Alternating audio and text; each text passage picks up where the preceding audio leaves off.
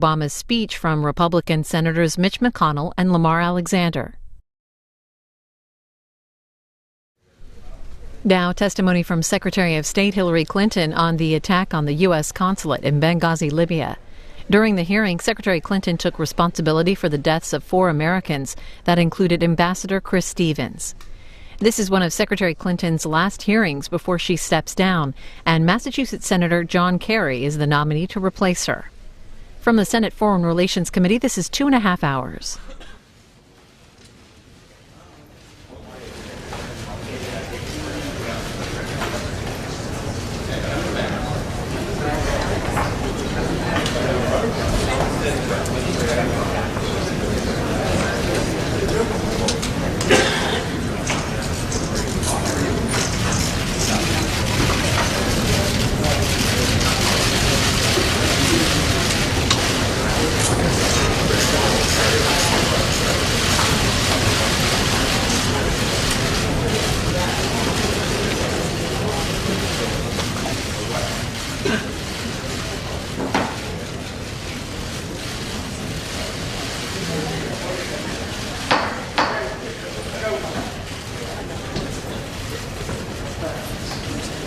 Good morning.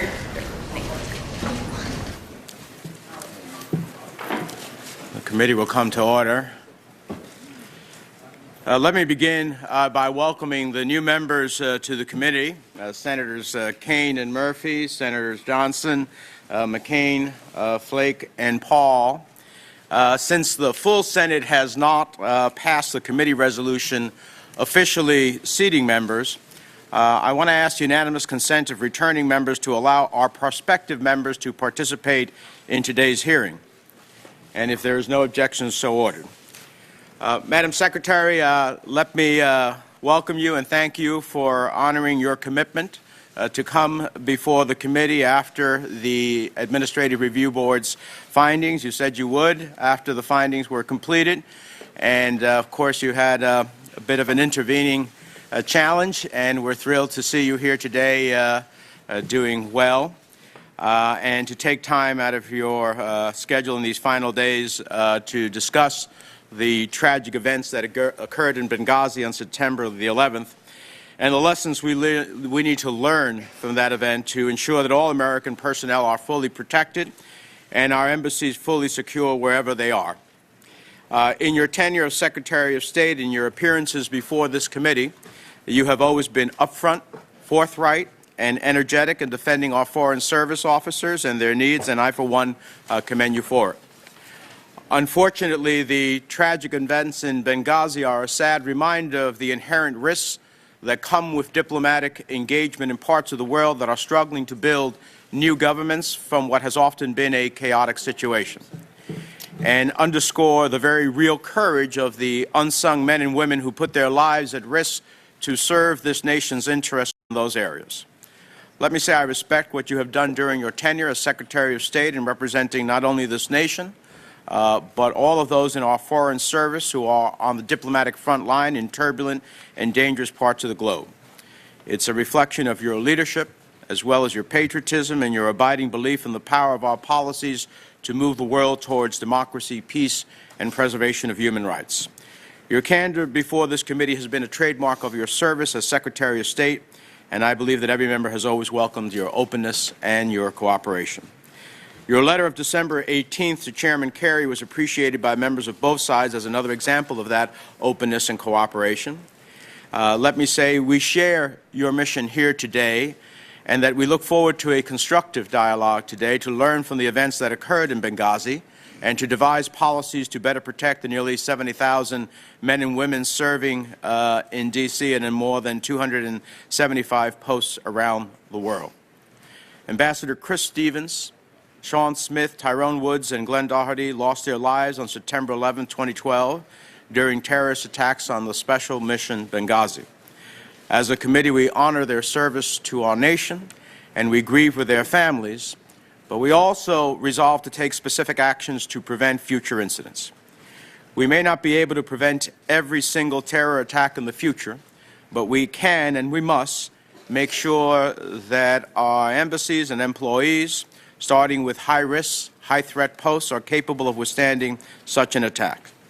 To that end, Secretary Clinton and the Department have embraced and agreed to implement all 29 of the Administrative Review Board's recommendations, and today we'll hear more about the progress that the Department has already made towards implementation of many of the recommendations. But I would add that Congress is not without responsibility here.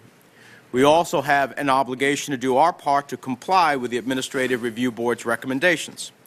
It is my intention to work with the members of the committee and the Department in the coming months on legislation that will improve security and better protect our employees.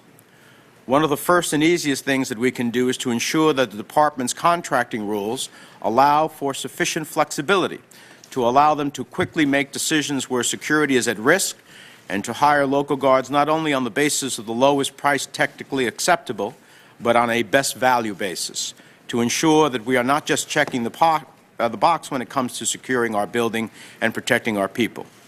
State has this authority through March for Afghanistan, Pakistan, and Iraq, but value should be a priority in all locations, and particularly in high-risk environments. We're also looking at where sole source contracting may be appropriate to respond for certain security-related contexts. The Administrative Review Board also supports expanding the Marine Security Guard program, hiring and equipment more diplomatic security personnel, and of critical importance, authorizing full funding for the Embassy Construction Capital Cost Sharing Program. The Capital Cost Sharing Program for Embassy Construction was created in the aftermath of the 1998 bombings of the U.S. embassies in Nairobi and Dar es Salaam that resulted in 224 deaths, including 11 American citizens. In its first year, it funded the construction of 13 new facilities, followed by 11 in 2006 and 9 in 2005. Nearly every year since, fewer facilities have been built than in the previous year due to both funding decreases and the fact that the allocations to the account have never been indexed to inflation. Costs in the construction industry worldwide have risen tremendously. At the current anticipated funding rate for FY 2013, the Department estimates it will be able to construct just 3 new facilities, despite the fact that there are a couple of dozen posts that have now been designated as high-risk, high-threat posts that need replacing right now. But the lessons of Benghazi aren't only about adequately resourcing our security operations. It's also about the flow of information between the Department and our foreign facilities, within the Department itself, among all the agencies engaged in international work, and between the Department and Congress. The Department should be assessing and regularly designating which posts it considers to be high threat and high risk, using that information to drive decisions about security and reporting to Congress on security conditions at these posts. The Administrative Review Board also makes clear that there were failures in Benghazi that resulted in an inadequate security posture, and that responsibility for these failures was shared by Washington, by the U.S. Embassy in Tripoli, and by the inexact and non-status designation of the special mission. This left unclear what the security requirements of the mission were, or should be, and left staff in the field with limited ability and resources to fix the situation. Clearly, that needs to change. There are 2 other crucial points made by the Administrative Review Board that I think deserve attention on a larger scale by members of this committee. First, the ARB placed emphasis on the growing challenge faced by all American officials operating overseas of how to remain active in high-threat environments, how to get out beyond the fortified walls of our facilities to conduct the direct local interaction required for effective diplomacy.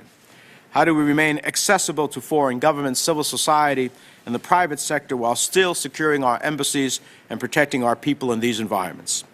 Second, the Administrative Review Board correctly points out that the Department has been resource challenged for many years, and this has constrained our mission and led to the husbanding of resources to such a degree that restricting the use of resources, even for security, has become a conditioned response.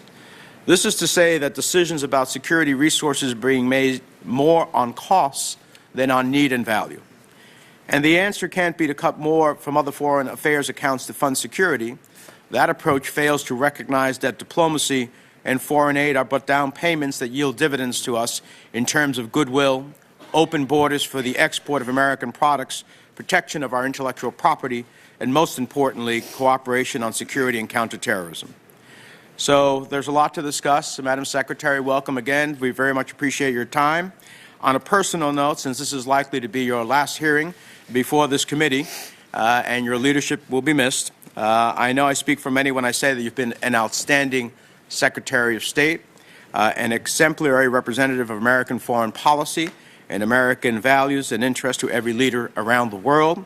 You have changed the face of America abroad and extended the hospitable reach of our nation to ordinary citizens in addition to world leaders. During your tenure, you've steered us through economic crisis in Europe, changing relations with Asia, regime change in the Arab world, a momentous transition in Libya, and a trend towards global strength based on economics rather than arms. I personally appreciate the fact that you've used your office to aggressively implement sanctions against Iran.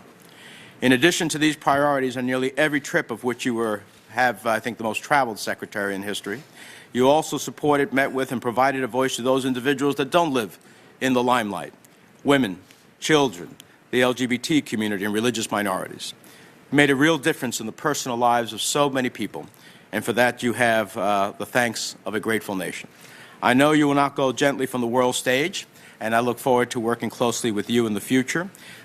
We thank you for your service here in the Senate and as Secretary of State. We welcome you back anytime to talk about the issues of the day, recognizing that you may not care to spend any more time in that chair than you already have, but we certainly appreciate your incredible service. With that, let me turn to my friend and colleague, the new ranking member of the committee, Senator Corker.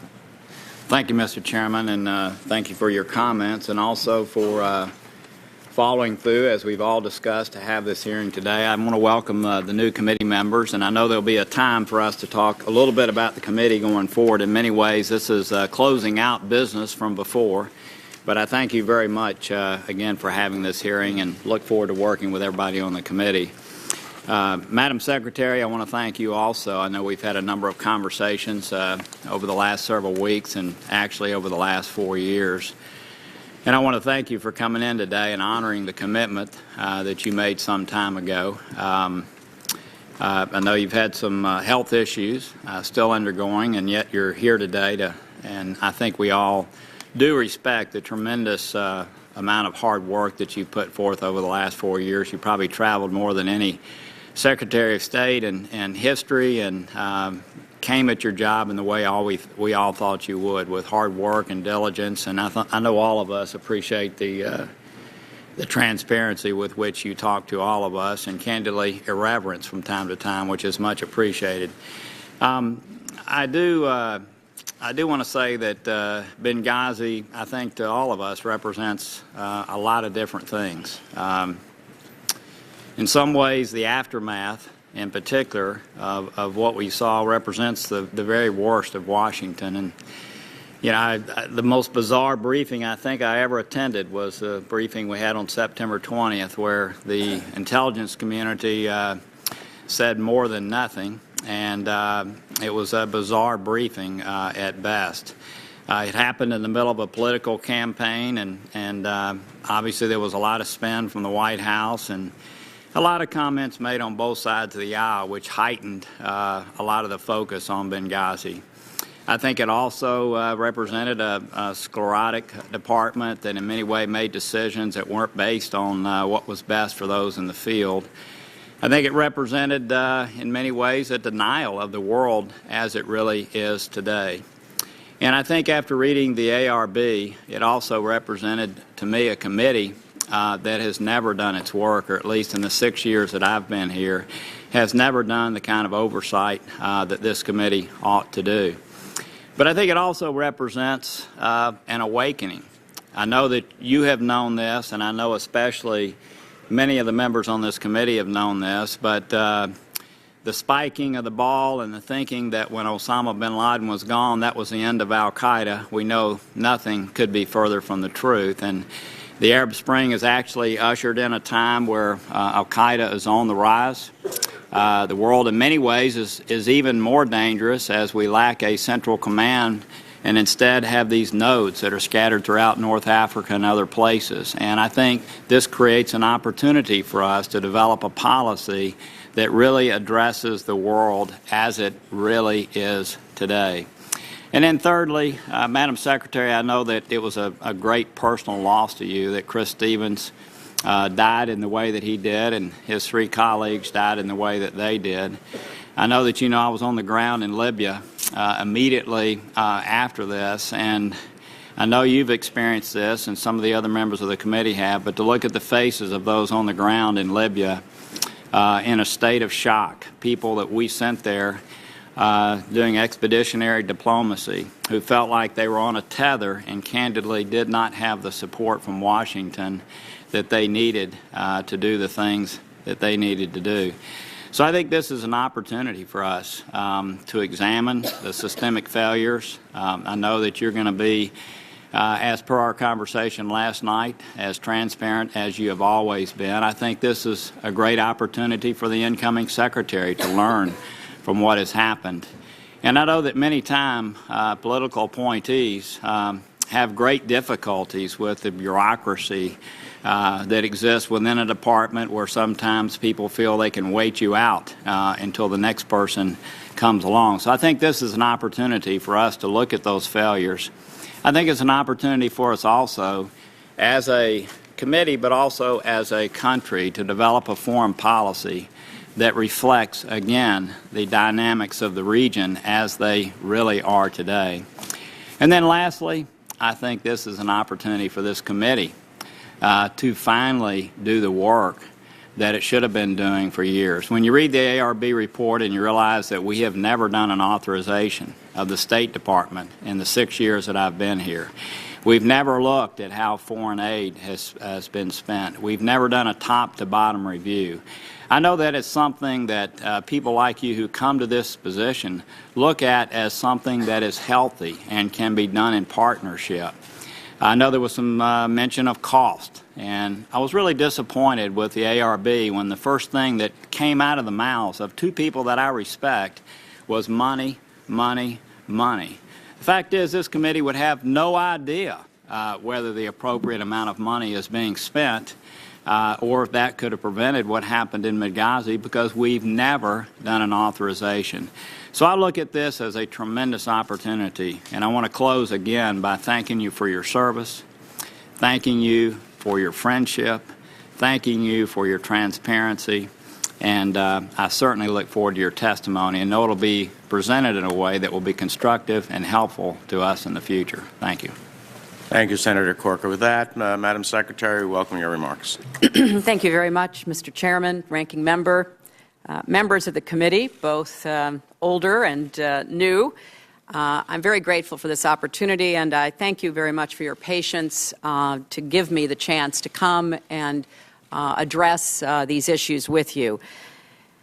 As both the chairman and the ranking member have said, the terrorist attacks in Benghazi on September 11, 2012, that claimed the lives of 4 brave Americans, Chris Stevens, Sean Smith, Tyrone Woods, and Glenn Doherty, are part of a broader strategic challenge to the United States and our partners in North Africa.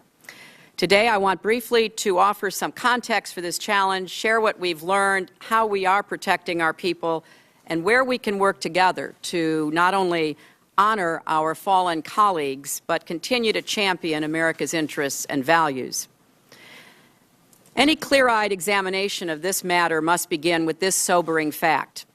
Since 1988, there have been 19 accountability review boards investigating attacks on American diplomats and their facilities. Benghazi joins a long list of tragedies for our department, for other agencies, and for America. Hostages taken in Tehran in 1979, our embassy and Marine barracks bombed in Beirut in 1983, Khobar Towers in Saudi Arabia in 1996, our embassies in East Africa in 1998, consulate staff murdered in Jeddah in 2004, the Coast attack in 2009, and too many others.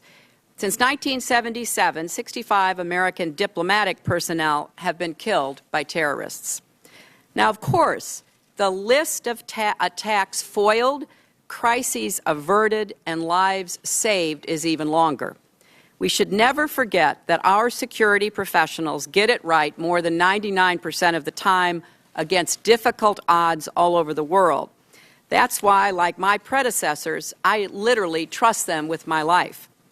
Let's also remember that administrations of both parties, in partnership with Congress, have made concerted and good faith efforts to learn from these attacks and deaths, to implement recommendations from the review boards, to seek the necessary resources, and to do better in protecting our people from what has become constantly evolving threats.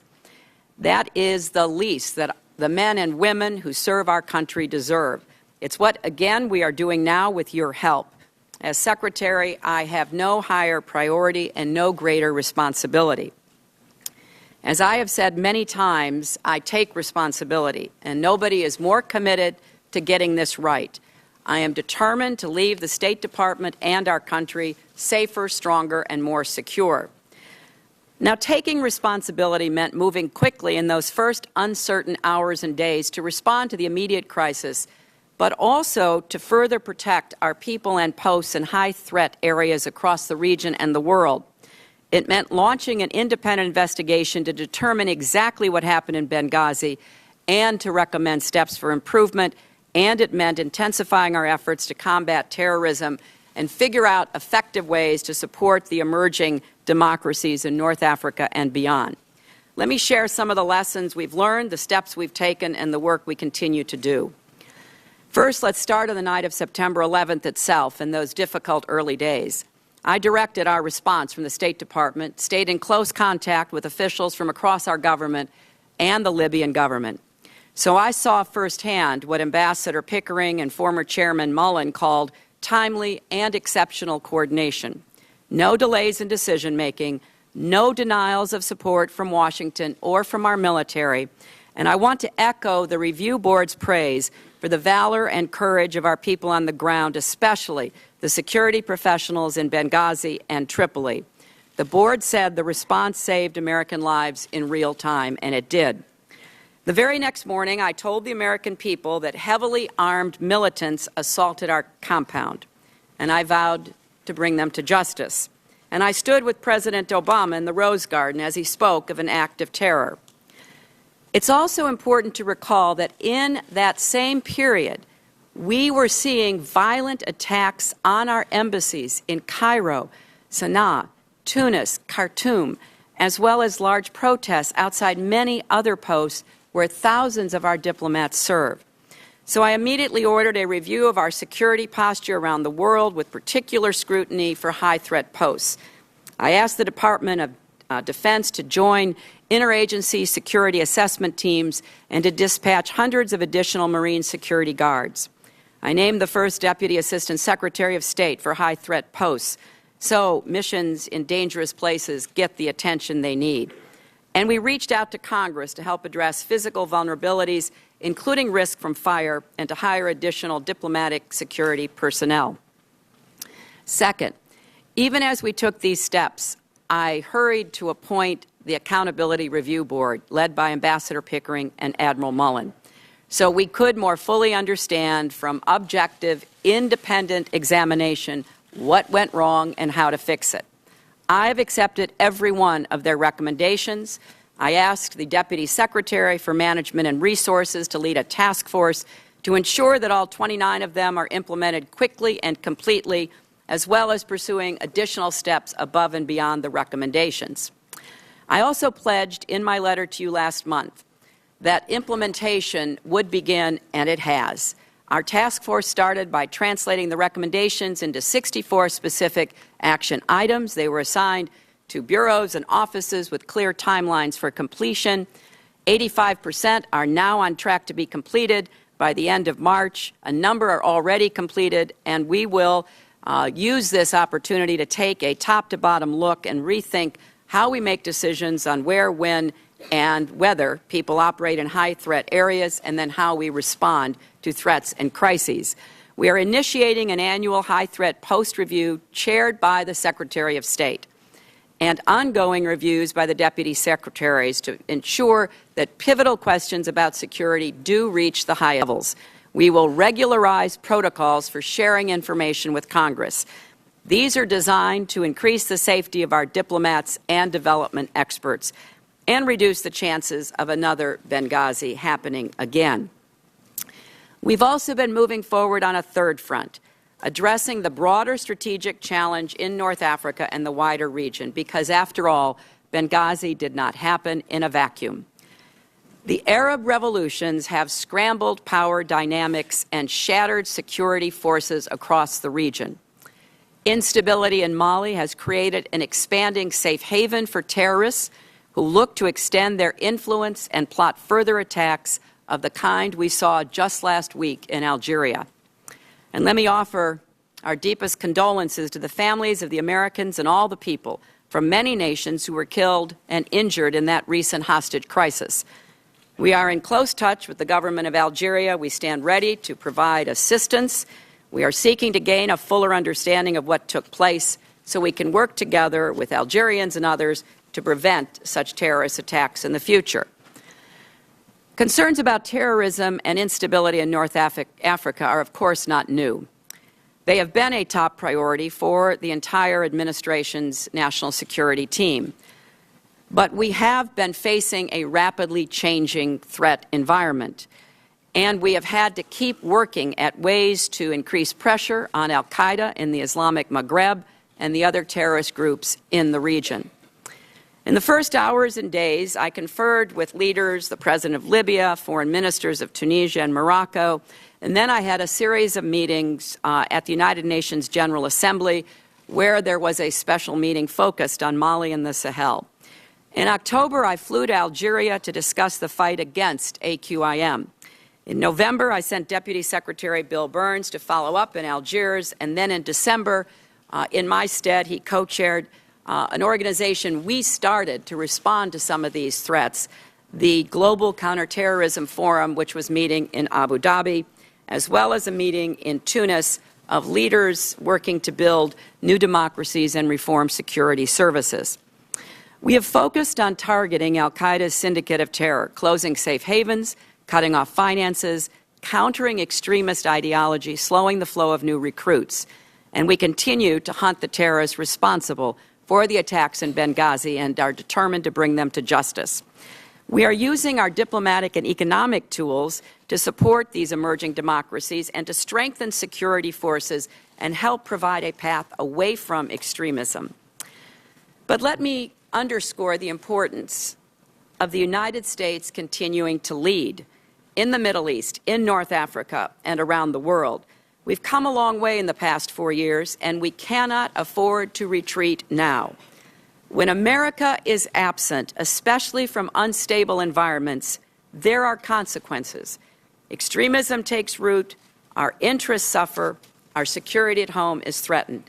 That's why I sent Chris Stevens to Benghazi in the first place. Nobody knew the dangers better than Chris. First during the revolution, then during the transition. A weak Libyan government, marauding militias, terrorist groups. A bomb exploded in the parking lot of his hotel, but he did not waver because he understood it was critical for America to be represented there at that time. Our men and women who serve overseas understand that we accept a level of risk to protect the country we love. And they represent the best traditions of a bold and generous nation. They cannot work in bunkers and do their jobs. So it is our responsibility to make sure they have the resources they need and to do everything we can to reduce the risks. For me, this is not just a matter of policy, it's personal. I stood next to President Obama as the Marines carried those flag-draped caskets off the plane at Andrews. I put my arms around the mothers and fathers, the sisters and brothers, the sons and daughters, and the wives left alone to raise their children. It has been one of the great honors of my life to lead the men and women of the State Department and USAID. Nearly 70,000 serving here in Washington, more than 270 posts around the world. They get up and go to work every day, often in difficult and dangerous circumstances, because they believe, as we believe, the United States is the most extraordinary force for peace and progress the world has ever known. And when we suffer tragedies overseas, as we have, the number of Americans applying to the Foreign Service actually increases. That tells us everything we need to know about what kind of patriots I'm talking about. They do ask what they can do for their country, and America is stronger for it. So today, after 4 years in this job, traveling nearly 1 million miles, visiting 112 countries, my faith in our country and our future is stronger than ever. Every time that blue and white airplane carrying the words United States of America touches down in some far-off capital, I feel again the honor it is to represent the world's indispensable nation. And I am confident that with your help, we will keep the United States safe, strong, and exceptional. So I want to thank this committee for your partnership and your support of diplomats and development experts. You know the importance of the work they do day in and day out. You know that America's values and vital national security interests are at stake. And I appreciate what Ranking Member Corker just said. It is absolutely critical that this committee and the State Department, with your new Secretary and former Chairman, work together to really understand and address the resources, support, and changes that are needed to face what are increasingly complex threats. I know you share my sense of responsibility and urgency, and while we may not agree on everything, let's stay focused on what really matters, protecting our people and the country we love. And thank you for the support you personally have given to me over the last 4 years. I now would be happy to take your questions. Thank you, Madam Secretary, for your statement. We have a full committee present, so in order to give each member an opportunity to ask questions in the time frame that we have the Secretary, I'm going to limit those questions to 5 minutes. And I'll start off with myself. Madam Secretary, we saw some late-night reporting on discussions about the fiscal location of Mission Benghazi. And I understand this information came from the production of documents by the Department, which we appreciate your cooperation in providing those documents. My understanding is that the location of Mission Benghazi was an ongoing one, and that the ultimate conclusion of Ambassador Stevens was that we needed to be in Benghazi, the cradle of the Libyan revolution, and that while he was continuously reviewing other location options, that it was his conclusion, as well as that of security personnel in the department, that the current mission site was the best choice, despite a higher price tag because it was more secure than returning to the hotel where there had been a bomb and bomb threats, or moving closer to the annex because it was closer to the road. Can you give us your insights on the decision-making process regarding the location of the mission? And as part of that, can you also, in your response, you touched upon it in your opening statement, but what actions were you and your staff taking the night of September 11th and into September the 12th? Well, first, you're right, Mr. Chairman, that there was an ongoing discussion. When Chris first landed in Benghazi, he stayed in a hotel along with other representatives of different nations. There were attacks in the vicinity, including in the parking lot of the hotel. The decision was made to move. The compound was selected as being a much better location in terms of security than the alternatives. But there was an ongoing discussion between Chris and others in the embassy in Tripoli, those going in and out of Benghazi, about how best to situate our post there. I did see some overnight reporting about a document. I'm not sure what it is, but I would observe that there were a lot of ongoing efforts because it was important that we were constantly asking what was the best place. As you said, in general, Chris was committed to not only being in Benghazi, but to the location. The professionals in Washington paid close attention to Chris's judgment based on his experience and his firsthand knowledge. And so we stayed. We continued to try to upgrade the facility that was attacked. Obviously, as the ARB has pointed out, there were inadequacies in the response, and those are the specific kinds of recommendations that we are currently implementing. Regarding what I was doing on September 11th, I was at the State Department all day and late into the night. During most of the day, prior to getting notice of the attack on our compound in Benghazi, we were very focused on our embassy in Cairo. That was under assault by a group of protesters. We were assessing the security of our embassy, which is, as those of you who have been there, certainly well defensed, but there were crowds that were intent upon trying to scale the wall, and we were in close communication with our team in Cairo. I was notified of the attack shortly after 4 p.m. Over the following hours, we were in continuous meetings and conversations, both within the department, with our team in Tripoli, with the interagency, and internationally. I instructed our senior department officials and our diplomatic security personnel to consider every option to just break down the doors of the Libyan officials to get as much security support as we possibly could to coordinate with them. I spoke to the National Security Advisor, Tom Donilon, several times. I briefed him on developments. I sought all possible support from the White House, which they quickly provided. Tom was my first call. I spoke with our charge in Tripoli to get situation updates. I spoke with former CIA Director Petraeus to confer and coordinate, given the presence of his facility, which of course was not well known, but was something that we knew and wanted to make sure we were closely lashed up together. I talked with the then Libyan National Congress President to press him on greater support, not only in Benghazi, but also in Tripoli. I participated in a secure video conference of senior officials from the intelligence community, the White House, and DOD. We were going over every possible option, reviewing all that was available to us, any actions we could take. We were reaching out to everyone we could find to try to get an update about Ambassador Chris Stevens, also our information specialist, Sean Smith. So it was a constant, ongoing discussion and sets of meetings. I spoke with President Obama later in the evening to, bring him up to date, to hear his perspective.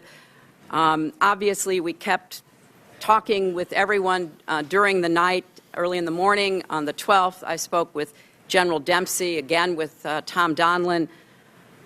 The two hardest calls that I made were obviously to the families of Ambassador Stevens and Sean Smith. And they, I have to say, were extraordinary in their responses and their understanding of the pride we had in both men and gratitude we had for their service.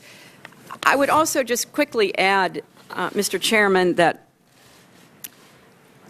while this was going on and we were trying to understand it, get on top of it, we were continuing to face protests, demonstrations, violence across the region and as far as India and Indonesia. There were so many protests happening, and thousands of people were putting our facilities at risk. So we were certainly very determined to do whatever we could about Benghazi. We were relieved when we finally got the last of the Americans out of Benghazi, but then we were turning around dealing with the very serious threats facing so many of our other facilities. Thank you very much. My time has expired. Senator Corker. Thank you, Mr. Chairman. Madam Secretary, I agree with you. When people go into the field to do the things they do it knowing of the risk. And I agree with you. One of the untold stories here is the heroic nature of many in Libya and what they did to save lives. I met several of the JSOC folks and others that risked their lives saving others. But I also have to say, in reading all the cables and that many of us have done, there were systemic deficiencies, and I know you know that. And I'd like for you to just speak to that for a moment. to my knowledge, no one has been held accountable. Our staff had a meeting with one of the State Department officials, and I hate to use this word again, but it was nothing short of bizarre as they talked about the communications. These officials were screaming out for more security, and I'm just wondering if you might mention one reform that would be helpful so that you would have known of the needs there of security that went undone. Well, obviously I have thought about this almost constantly since that date, Senator, because, you know, I do feel responsible. I feel responsible for the nearly 70,000 people who work for the State Department. I take it very seriously. The specific security requests pertaining to Benghazi, you know, were handled by the security professionals in the department. I didn't see those requests. They didn't come to me. I didn't approve them. I didn't deny them. That's obviously one of the findings that Ambassador Pickering and Admiral Mullen made, that, you know, these requests don't ordinarily come to the Secretary of State. But if we could, I know I respect you tremendously, but we have a short amount of time. They did come in to folks. That's right. We did have SST people on the ground at no cost to the State Department. They were asked to be extended by the ambassador. Someone at the State Department turned that down. They were at no charge, 16 officers. So I just wonder what has happened inside to make sure that never happens again. Well, several things. Not only are we on the path to implement all of the ARB recommendations, but we've gone beyond that. We did immediately do this high threat assessment using DOD assets as well as our own. That had never been done before. We have asked the Congress to help us reallocate funds. The Senate has given us that authority. We don't yet have it from the House, so that we can get more Marine Guards, we can get more diplomatic security guards, we can try to put more money into the maintenance, the upgrades, construction that's needed. I created the first ever, it sounds like it should have been done years ago, but first ever Deputy Assistant Secretary for High Threats. I'm also recommending that there be a regular process that includes the Secretary and the deputies in these decisions, because nobody wants to sit where I am and, you know, have to think now about what coulda, shoulda, woulda happened in order to avoid this. Now, as I said, we've had 19 ARBs. Only 2 have ever been unclassified. The one coming out of the East Africa bombings, where there was full transparency, there was a set of recommendations, many of which have been implemented along with recommendations from other ARBs, but this committee never had a public hearing about the 17 other ARBs because they were classified. Yeah. So we're putting into action steps that we think will help the next secretary be able to make these decisions, be part of these decisions, have more insight into what is going on, and we would obviously welcome the opportunity to work closely with a subcommittee or a set of members to make sure that that's what's happening. Well, thank you. I will, this many 19 or 17 have been done. I will say none of them have ever been fully implemented. And, Senator, that's not accurate, because I heard you say that when Bill Burns and Tom Nides were here, and it shocked me. So we went back, we did a full and thorough investigation. The vast majority have been implemented, and we will give you a report to that effect, because that's the kind of, to go back to your point, Senator, if there were an authorization process, that's the kind of information that would be shared. And I see my former compatriot on the Armed Services Committee. There is always an Armed Services authorization, and there needs always to be a Foreign Relations Committee authorization. It's my sense, my last question, it's my sense that as a nation, we were woefully unprepared for what happened in Northern Africa in general. I think you share that view, and I just wonder, I know you made some opening comments regarding us leading in that area, but it seems to me that Benghazi symbolizes just the woeful unpreparedness that our nation had as it relates to issues in North Africa, and I hope you'll address that as you move ahead. Well, Senator, let me just briefly address what is, I think, one of the key issues for this committee, for the administration, for our country. When I was here 4 years ago testifying for my confirmation, I don't think anybody thought that Mubarak would be gone, Gaddafi would be gone, Ben Ali would be gone, that we would have such revolutionary change in this region. There were hints of it. Several of us, said the institutions were sinking in the sand, as I said in Doha shortly before Tahrir Square. So there was some feeling out there, but I don't think any of us predicted this, least of all the people in these countries who then were given a chance to chart their own futures. This is a great opportunity as well as a serious threat to our country. I hope we seize the opportunity. It's not going to be easy because these new countries have no experience with democracy. They don't have any real experience among the leaders in running countries, in doing security. So, yes, we now face a spreading jihadist threat. We have driven a lot of the AQ operatives out of the Fatah, out of Afghanistan, Pakistan, killed a lot of them, including, of course, bin Laden. But we have to recognize this is a global movement.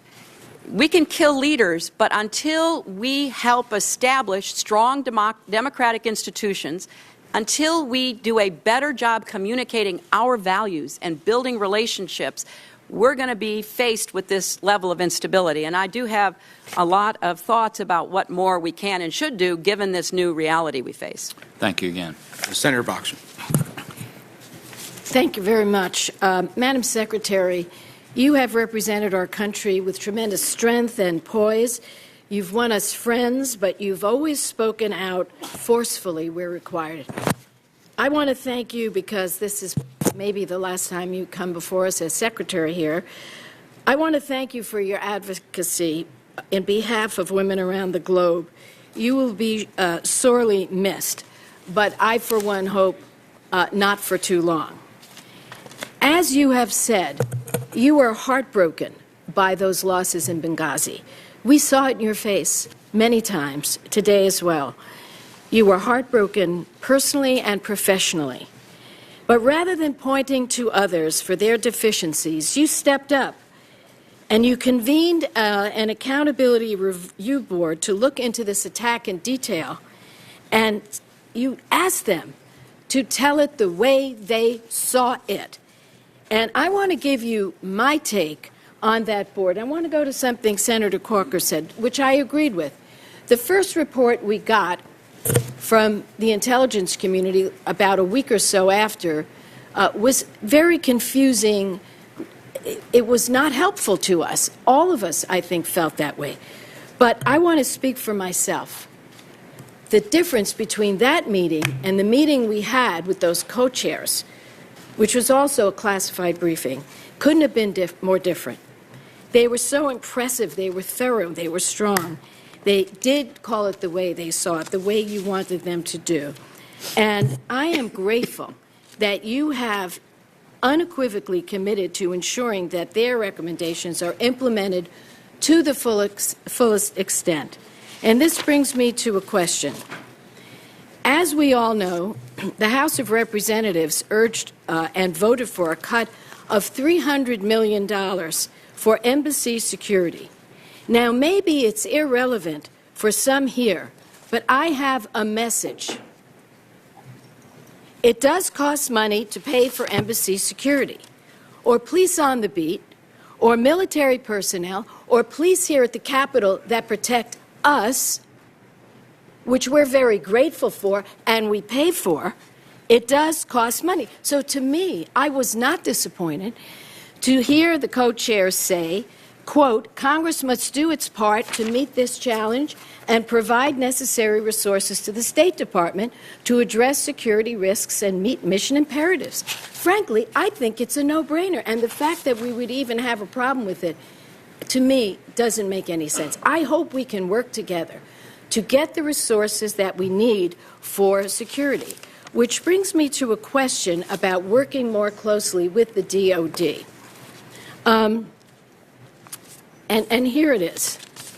Have you already engaged with DOD to provide additional Marines at U.S. facilities to fulfill the ARB's recommendation that state and DOD work together to provide more capabilities and capacities at higher risk posts? And before you answer that, could you maybe address the issue in Mali right now? When you look at Mali, you see a government that is weak. They don't have the best security. Are we working on that post? Well, Senator, thank you. You've raised a lot of very important issues. I'll try to be as quick as I can in responding to them. Let me start with the budget, because this is a bipartisan issue. Since 2007, the Department has consistently requested greater funding for embassy construction and diplomatic security. With the exception of 2010, Congress has consistently enacted less than requested. Most notably, in 2012, the Department received $340 million less than requested, close to 10% less than the request. And then over the last 2 years, cuts to embassy construction, security, and maintenance budgets were almost 10% off as well. Now, the ARB, as you said, has recommended an increase in facilities funding to $2.2 billion per year to restore the construction levels called for in the 1998 ARB report, the only other one that was ever public. And I would go back to something the Chairman said, because this was a point made in the ARB. Consistent shortfalls have required the Department to prioritize available funding out of security accounts. And I will be the first to say that the prioritization process was at times imperfect, but as the ARB said, the funds provided were inadequate. So we need to work together to overcome that. We are asking for funding for more Marine security guards, for refilling the capital account so that we can begin to do the kind of upgrades and construction that's needed. Deputy Secretary Nides briefed House and Senate appropriations and authorizing staff. We've sent letters to the House and Senate leadership to ask for transfer authority language, not new money right now, but transfer authority language. The Senate was good enough to put it into the Senate version of the Sandy supplemental. It did not get into the House side, so we're still looking for the House to act. With respect to Mali, Senator, there was a country that had been making progress on its democracy. Unfortunately, it suffered a military coup by low-ranking military officers, which threw it into a state of instability. With the Tuaregs, who, as you know, some groups of, as well as other groups, had been in the employ of Gaddafi for years. He used them as mercenaries. With his fall, they came out of Libya, bringing huge amounts of weapons from the enormous stores of weapons that Gaddafi had, that insurgents liberated, as well as others. And they came into northern Mali. At the same time, there was a move by al-Qaeda in the Maghreb to establish a base in northern Mali. We have been working to try to upgrade security around northern Mali among a number of the countries. Algeria is the only one with any real ability to do that. Most of these countries don't have the capacity to do that. We are now trying to help put together an African force from ECOWAS so that African soldiers will be in the front of this fight. The Malians asked the French to come in. Obviously, France is one of our oldest allies. We are trying to provide support to them. But this is going to be a very serious ongoing threat. Because if you look at the size of northern Mali, if you look at the topography, it's not only desert, it's caves. Sounds reminiscent. We are in for a struggle, but it is a necessary struggle. We cannot permit northern Mali to become a safe haven. People say to me all the time, well, AQIM hasn't attacked the United States. Well, before 9/11/2001, we hadn't been attacked on our homeland since, I guess, the War of 1812 and Pearl Harbor. So you can't say, well, because they haven't done something, they're not going to do it. This is not only a terrorist syndicate, it is a criminal enterprise. So make no mistake about it, we've got to have a better strategy. And I would hope we'd have not only a strategy that understands making it possible for these governments to defend themselves better, for people to understand and agree with us that these terrorists are not in any way representative of their values, but that we can bolster democracy and try to give these Arab revolutions a real chance to succeed. Thank you. Senator Risch. Madam Secretary, thank you for your service, and thank you for the kindness you've shown this committee over the time you've been there. I particularly appreciate your facilitating the meetings with us at the State Department with yourself when we've had issues. Moving to the issues at hand, this morning the national media is reporting that some of the, or a number of the attackers in Algeria are people who participated in the attack in Benghazi. Can you confirm that for us this morning? Senator, I cannot confirm it. I can give you the background that I was able to obtain. This information is coming from the Algerian government related to their questioning of certain of the terrorists that they took alive. We don't have any way to confirm it as yet, but I can certainly assure you we will do everything we can to determine that. You may know that Director Mueller was just in the region meeting with leaders. He's very well aware that we have to track every one of these connections, and this will be a new thread that will be followed. I appreciate that. Only one person has been arrested regarding the attack on Benghazi and was then released. Can you tell us whether he was one of the people that participated in the Algerian attack? We have no information to that effect. I think you're referring to the Tunisian Harzi who appeared in a Tunisian court. Upon his release, I called the Tunisian Prime Minister. A few days later, Director Mueller met with the Tunisian Prime Minister.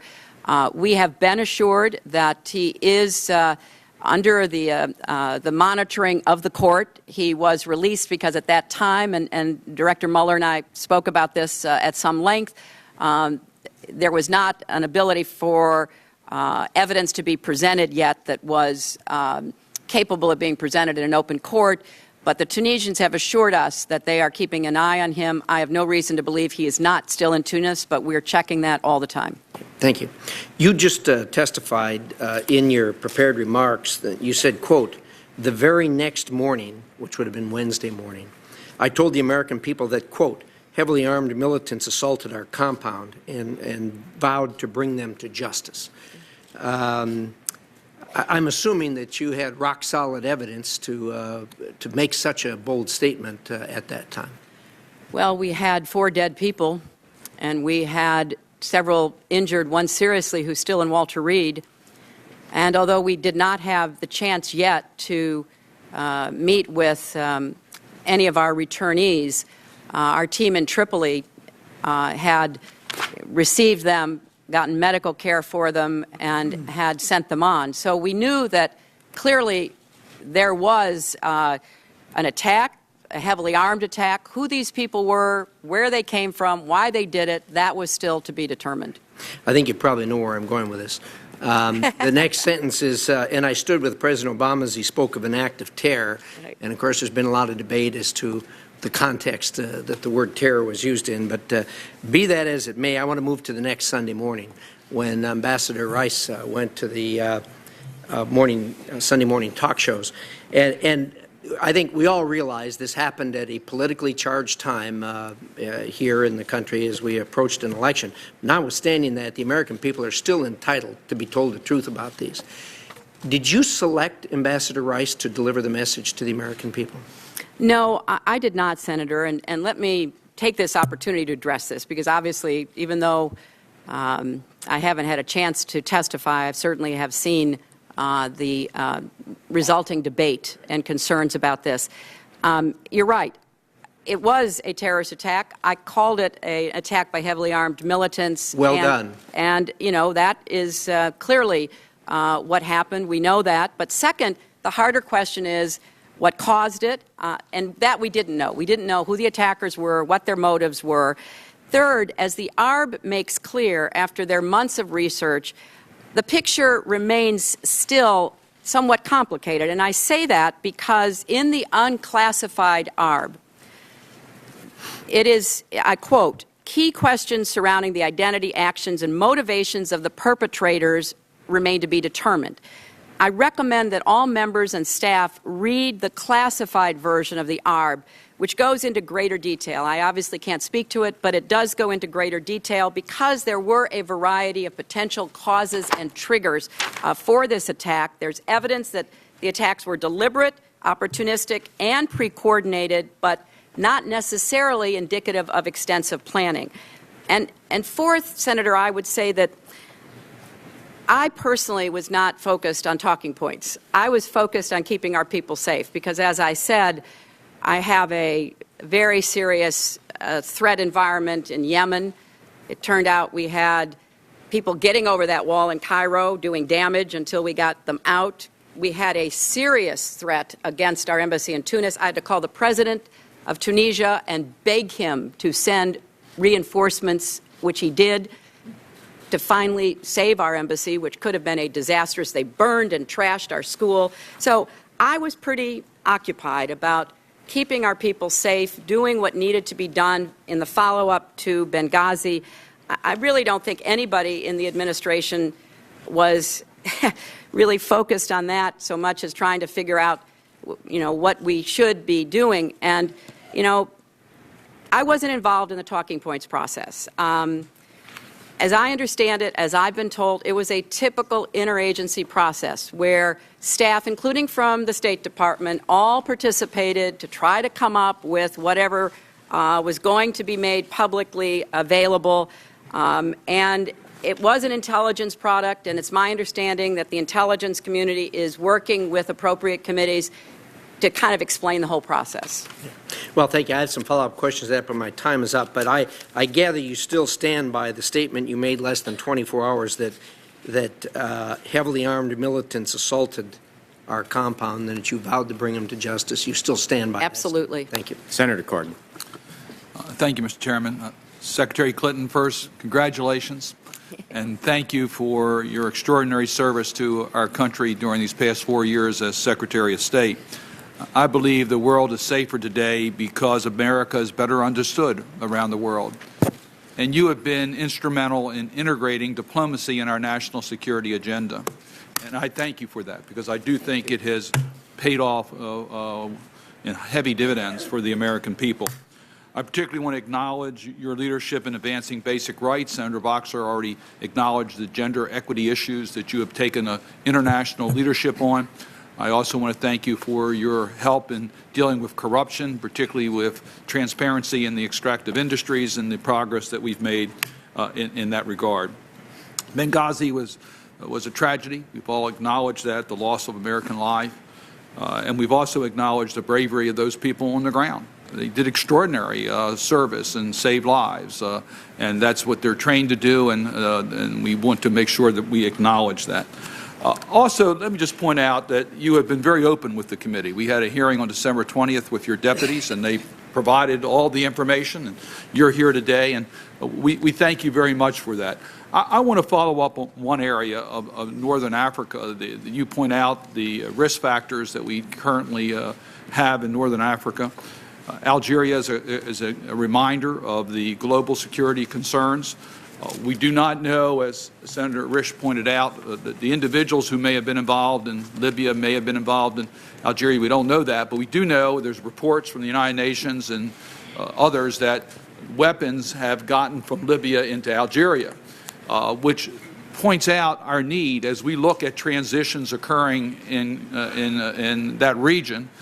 Syria, Assad's not going to be there, we think, much longer. There's lots of weapons in Syria. Are we do we have a strategy to make sure that as we go through transition in countries that their weapons are, we're mindful that these weapons could end up harming U.S. interest, and it needs to be part of our strategy to make sure as we support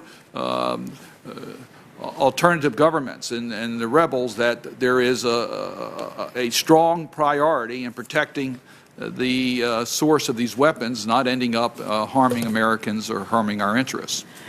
Well, Senator, you're absolutely right. One of the reasons that we and other government agencies were present in Benghazi is exactly that. we had a concerted effort to try to track down and find and recover as many man-pads and other very dangerous weapons as possible. Libya was awash in weapons before the revolution. Obviously, there were additional weapons introduced, but the vast, vast majority came out of Gaddafi warehouses and were, as they were saying, liberated and then went on the black market, were seized by militias, seized by other groups, and have made their way out of Libya into other countries in the region and have made their way to Syria, we believe. It is a red line for this administration with respect to Syria concerning the use of chemical weapons.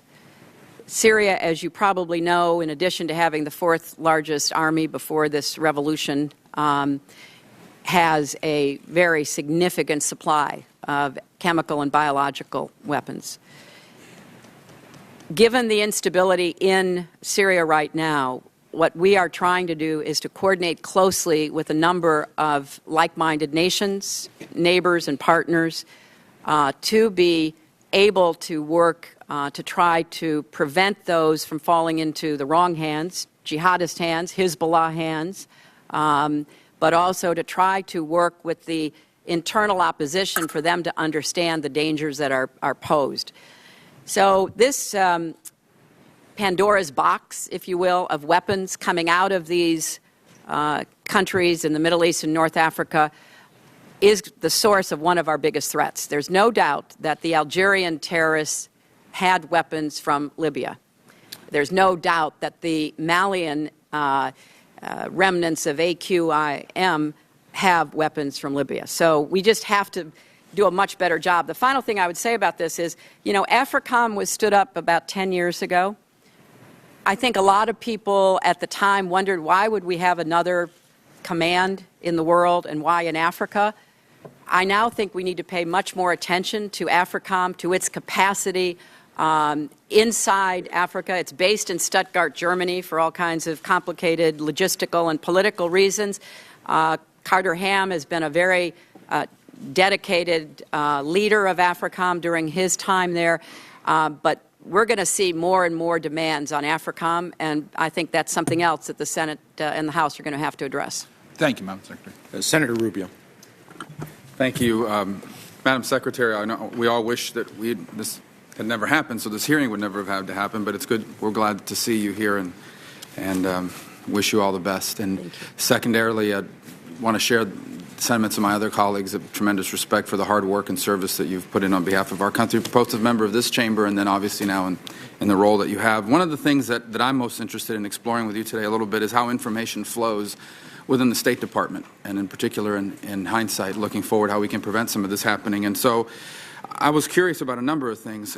First of all, were you ever asked to participate in any sort of internal or interagency meeting before this attack with regard to the deteriorating security situation in Libya? Well, Senator, you know, again, I appreciate your kind words, you know, and I reiterate my taking responsibility. And as I have already said, with specific security requests, they didn't come to me. I had no knowledge of them. With regard to the situation in Libya, not just eastern Libya, across Libya, there were a number of conversations and meetings to try to see what we could do while Libya went through this transition from transitional government to interim government to elections, to try to get in there and help them with security, because it was clear that that was going to be one of their highest needs once they finally got stabilized. So, you know, there were a number of meetings, and I personally, you know, I went to Libya in October of 2011. I spoke with the then leadership. I met with them in international settings. We sent teams out, both civilian and military experts, to try to help them. Until recently, while they were going through their transitions, it was a very difficult conversation because they didn't have the authority they thought. But now we're beginning, and we have a long list of ways that we're trying to help improve security in Libya. For example, the October 2011 meeting, at that meeting, did this issue come up with regards to the inability of the Libyan government to protect our diplomatic institutions? Did that issue come up at all in that conversation? Well, we obviously talked a great deal about the deteriorating threat environment in Libya. One of the reasons we had our own people on the ground and why we were looking to try to figure out how to better protect Benghazi and how to have understandings with those in the annex is because it's a host country responsibility, but they were not in a position to do what we would expect from an organized country. But they did have the militias, and the February 17th Brigade had proven to be responsive in the past, prior to 9/11. Other militias in Tripoli had proven to be responsive. When I landed in Tripoli, I was met by the Zintan militia. That was the welcome I had. All these guys dressed completely in black, holding their automatic weapons. That was my welcoming party. So we knew that we were piecing together what a host nation was not yet able to do. Right. And then there was another meeting on March 2012. So just to be clear, in October 2011, then again in March of 2012, I believe that was here with the Prime Minister. And neither one of these meetings was there a specific conversation between you and them with regards to concerns that we had, that not just the deteriorating security situation, but the inability of them as a host country to meet their obligations to provide security. Of course. Of course. There was a conversation. Oh, absolutely. I mean, this was a constant conversation, Senator. And what I found with the Libyans was willingness, but not capacity. In Tunisia, as I told you, they had capacity, but I had to call and just tell them we had to get that capacity out there because, they're still trying to figure out how to be a state without being a security state. With Cairo, we had to call and tell the Egyptians, get your people out there. So with Libya, it was different. The Libyans were very responsive, very willing, but no levers to pull. And what we've been trying to do, and we need your help to help us pay for what we're trying to do. We are trying to help them build a decent security force to try to rein in the militias as best they can. So this was a constant conversation. Before the attack in Benghazi, what had we done specifically to help them build their security capacities? Well, there's a long list, and I'll be happy to provide that to you because it is filled with, training, with equipment, with the kind of planning that they had not done before, and I'd be happy to send you the detail on that, Senator. Senator Casey.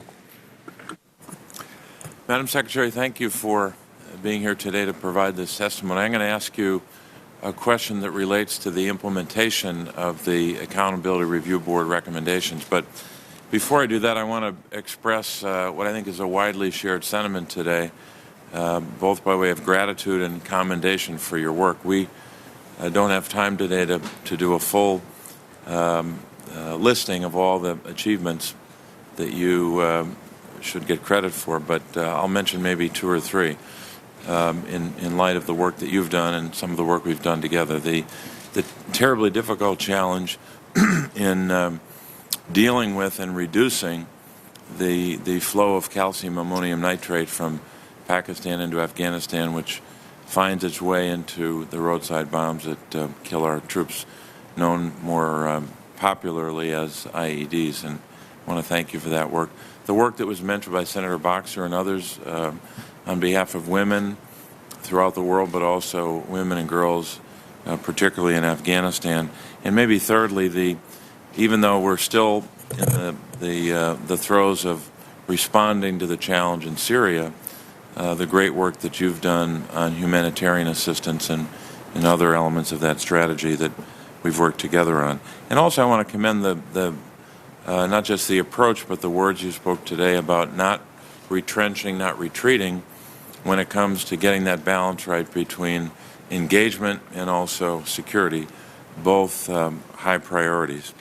I was struck by, and I'm glad you were so specific on page 3 of your testimony about the specifics on implementation. 29 recommendations by the board, which now has found its way into, or I should say, which now is a set of 64 specific action items.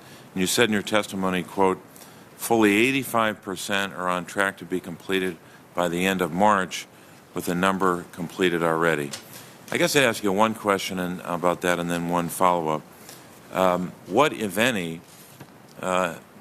impediments to implementation do you perceive right now, and are there impediments to meeting those deadlines that this committee and the Congress can help you with by way of meeting that deadline and implementation? Well, thank you, Senator, and let me thank you for those three topics you covered, and particularly your very clear focus on the IED problem and the ammonium nitrate problem in Pakistan. You and I have talked about this. You've gone there. I've gone there and carried that message, and I thank you for making it an issue. Let me say that we need your help. We need your help, number one, to hold us accountable. To keep asking whoever sits in this chair or anybody else in the department with any responsibility in this area, what are you doing and how are you doing it? And it'll help to clear up misconceptions like no ARB recommendations have ever been fully implemented, which I know is not the case, but it will also help to keep driving the change. You know, I really believe that an authorization process will dramatically change the dynamic, and I strongly urge it be tried. And again, I go back to my Armed Services Committee experience with Senator McCain over those years. We had subcommittees. We took it very seriously. We held hearings. We brought people in. We had a 3-day markup that was sacrosanct, but we also had the quadrennial defense review, the QDR, where the Defense Department submitted that, and it helped to provide a framework. So when I got to the State Department, I said, there is nothing like that at the State Department. So I started the first ever quadrennial diplomacy and development review, the first ever QDDR. You can help me continue that and make the department have to ask the hard questions if you legislate it the way the QDR is legislated for the Defense Department. Secondly, you can help by making sure that the needs we come to you with, like what are the training needs, the budgetary needs, the bureaucratic changes that are needed, that you help support that. And certainly we've talked a little bit about the budget, but getting that transfer authority, if you can help us with the House, it's $1.4 billion. Marine Security Guard detachment, $553 million. We've been closely coordinating with DOD. Historically, Marine Security Guards do not do personal security. They only do protection of classified materials. So we're working through what the Guards will do and how we can use more of them. Secondly, more diplomatic security personnel, $130 million. That would fund an additional 155 DS personnel and related equipment. And then facility construction and upgrades, $736 million. We're going to have periodic reviews by these teams I started, the Defense, State, Interagency Security Assessment Teams. We're going to start a high-threat post review by the Secretary, which had not happened before. We're going to strengthen the mutual security agreements between the State Department and other government agencies when they are not co-located. We had a very good relationship with the annex in Benghazi. We helped them. They helped us. But there wasn't anything that was, it was more on the ground, working together. It wasn't part of an overall template. So there's a lot that I think we can take from this, because, you know, I told Ambassador Pickering and Admiral Mullen, put it out there. You know what, I want to know more than anybody what happened. Don't hold any punches. Tell us what the facts are. But now we have to act on it, or shame on us. Thanks very much. Senator Johnson. Thank you, Mr. Chairman and Madam Secretary. I'd like to join my colleagues in thanking you for your service sincerely, and also appreciate the fact that you're here testifying, and glad that you're looking in good health. Thank you. Were you fully aware in real time? And again, I realize how big your job is, and everything was erupting in the Middle East this time. Were you fully aware of these 20 incidents that were reported in the ARB in real time? I mean, I was aware of the ones that were brought to my attention. They were part of our ongoing discussion about the deteriorating threat environment in eastern Libya. We certainly were very conscious of them. I was assured by our security professionals that repairs were underway, additional security upgrades had taken place. Thank you. Did you see personally the cable on, I believe it was August 12th, specifically asking for basically reinforcements for the security detail that was going to be evacuating or leaving in August? Did you see that personally? No, sir. Okay. When you read the ARB, it strikes me as how certain the people were that the attack started at 9:40 Benghazi time. When was the first time you spoke to, or have you ever spoken to the returnees, the evacuees? Did you personally speak to those folks? I've spoken to one of them, but I waited until after the ARB had done its investigation because I did not want there to be anybody raising any issue that I had spoken to anyone before the ARB conducted its investigation. How many people were evacuated from Libya? Well, the numbers are a little bit hard to pin down because of our other friends, approximately 25 to 30. Did anybody in the State Department talk to those folks very shortly afterwards? There was discussion going on afterwards, but once the investigation started, the FBI spoke to them before we spoke to them. And so other than our people in Tripoli, which I think you're talking about Washington, right? Yeah, the point I'm making is a very simple phone call to these individuals I think would have ascertained immediately that there was no protest prior to this. I mean, this attack started at 9:40 p.m. Benghazi time, and it was an assault. And I appreciate the fact that you called it an assault. But I mean, I'm going back to then Ambassador Rice, 5 days later, going to the Sunday shows and what I would say purposefully misleading the American public. Well, why wasn't that known? And again, I appreciate the fact of the transparency of this hearing, but why weren't we transparent at that point in time? Well, first of all, Senator, I would say that once the assault happened and once we got our people rescued and out, our most immediate concern was, number one, taking care of their injuries. As I said, I still have a DS agent at Walter Reed seriously injured. Getting them into Frankfurt, Ramstein to get taken care of. The FBI going over immediately to start talking to them. We did not think it was appropriate for us to talk to them before the FBI conducted their interviews. So, and we did not, I think this is accurate, sir, I certainly did not know of any reports that contradicted the IC talking points at the time that Ambassador Rice went on the TV shows. And, you know, I just want to say that, you know, people have accused Ambassador Rice and the administration of, you know, misleading Americans.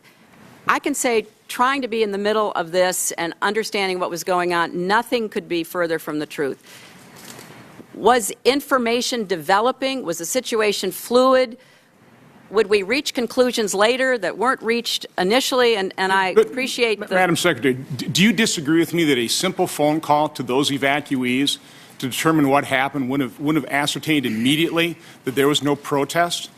I mean, that was a piece of information that could have been easily obtained. Well, but Senator, within hours, if not days. Senator, you know, when you're in these positions, the last thing you want to do is interfere with any other process going on. I realize that's a good excuse. Number two, well, no, it's the fact. Number two, I would recommend highly you read both what the ARB said about it and the classified ARB, because even today there are questions being raised. Now, we have no doubt they were terrorists, they were militants, they attacked us, they killed our people. But what was going on and why they were doing what they were doing No. Again, we were misled that there were supposedly protests and then something sprang out of that, an assault sprang out of that. And that was easily ascertained that was not the fact. But and the American people could have known that within days, and they didn't know that. With all due respect, the fact is we had 4 dead Americans. Was it because of a protest, or was it because of guys out for a walk one night who decided they'd go kill some Americans? What difference at this point does it make? It is our job to figure out what happened and do everything we can to prevent it from ever happening again, Senator. Now, honestly, I will do my best to answer your questions about this, but the fact is that people were trying in real time to get to the best information. The IC has a process, I understand, going with the other committees to explain how these talking points came out. But, you know, to be clear, it is, from my perspective, less important today, looking backwards, as to why these militants decided they did it, than to find them and bring them to justice, and then maybe we'll figure out what was going on in the meantime. Okay, thank you, Madam Secretary. Senator Shaheen. Thank you very, very much, Secretary Clinton. I want to echo the praise from my colleagues for your extraordinary service, and I want to thank you for your leadership on Benghazi, for taking responsibility for what happened there, for initiating an investigation so we would understand what happened, for moving forward to address threats in other high-risk areas, and for all of your efforts to implement the recommendations of the Accountability Review Board report. Thank you. That's the kind of leadership we want to see across our government.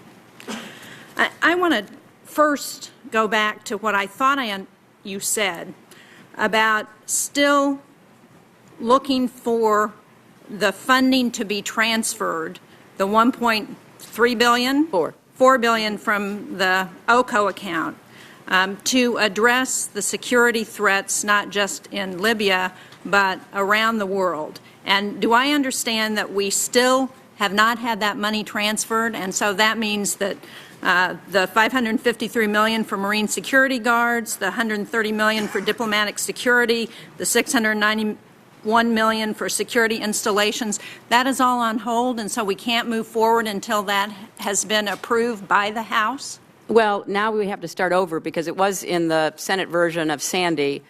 It was not put into the House version of Sandy. So, no, we cannot move money we already have to address the needs and deficiencies that the ARB has recommended we do. Well, I would just echo the comments that have been made already by this committee and by you that this is action that we need to get moving on immediately because we still have people at risk around the world and we need to take the action that's going to ensure their security. So I would certainly urge the chairman and the ranking member to move the committee to do everything we can to make this happen. I want to go back to something that Secretary Nye said at the hearing on December 20th, because I asked him about the cooperation between the Department of Defense and State and what the situation was on the ground before the Benghazi attack in terms of the placement of our military in the region. He talked about the unprecedented cooperation between state and defense in response to Benghazi. But I wonder if you could talk about how we ensure that this is a standard way of doing business and that we're acting in cooperation when we're looking at the threats facing us, particularly as we look at what's happening in northern Africa and across the Middle East. Well, Senator, that's a really important and timely question because certainly our cooperation around this crisis was exemplary. You know, the President told the Secretary and the Chairman to do everything they possibly could to spare no effort or resource. And we had a very good interagency response, as the ARB found. But the fact is, we have to look closely now at what more State and DOD can do together to prepare for contingencies such as this. And I think it's a challenge that needs to be taken up because in Iraq and now in Afghanistan, our diplomats and our military work closely together. But as we saw in Iraq, when the military left, you know, that was putting a lot of burdens on our civilians in Iraq that are very difficult for us to be able to address because we relied on our DoD colleagues for so much. Similarly, as we're starting to look at the drawdown in Afghanistan, what kind of civilian presence are we going to be able to leave there? And what can DoD do to help us to try to determine what that can and should be?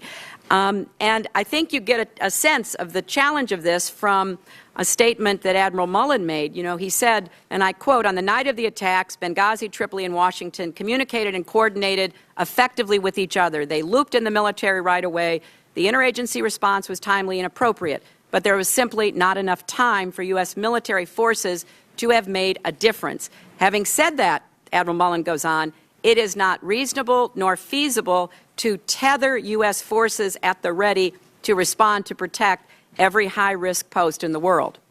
So we have to look at this from both the State Department and the DoD perspective, and we don't have assets of any significance right now on the African continent. We're only building that up. And so what do we need in Africa? What countries will welcome us there, give us, both our military and civilian teams, a good, safe base out of which to operate? So if we're focusing just on Africa, and particularly North Africa right now, there's got to be a great deal of planning and coordination between DoD and AFRICOM and between the State Department and the rest of the administration. Thank you. Senator Flake. Thank you, Madam Secretary. Thank you for your testimony, and also thank you, as others have said, for your service. Traveling over 1 million miles and more than 100 countries, I think those of us who haven't done it cannot appreciate how difficult that is, and the commitment that you've had to it over the years, and I thank you. With regard to the appearance of Dr. Rice on the morning shows, you mentioned that you did not select her. Were you consulted in that decision? No. No, but it would not be in any way unusual for Ambassador Rice to represent the administration on a foreign relations issue. Right, and I don't think it was either. But afterwards, after she testified, it was clear that what she testified to was at variance with a lot of communications from the State Department, and a lot of the information that had been gathered and things that had been said by yourself and others at the State Department. Can you just enlighten us a bit as to discussions that went on at the State Department after that testimony?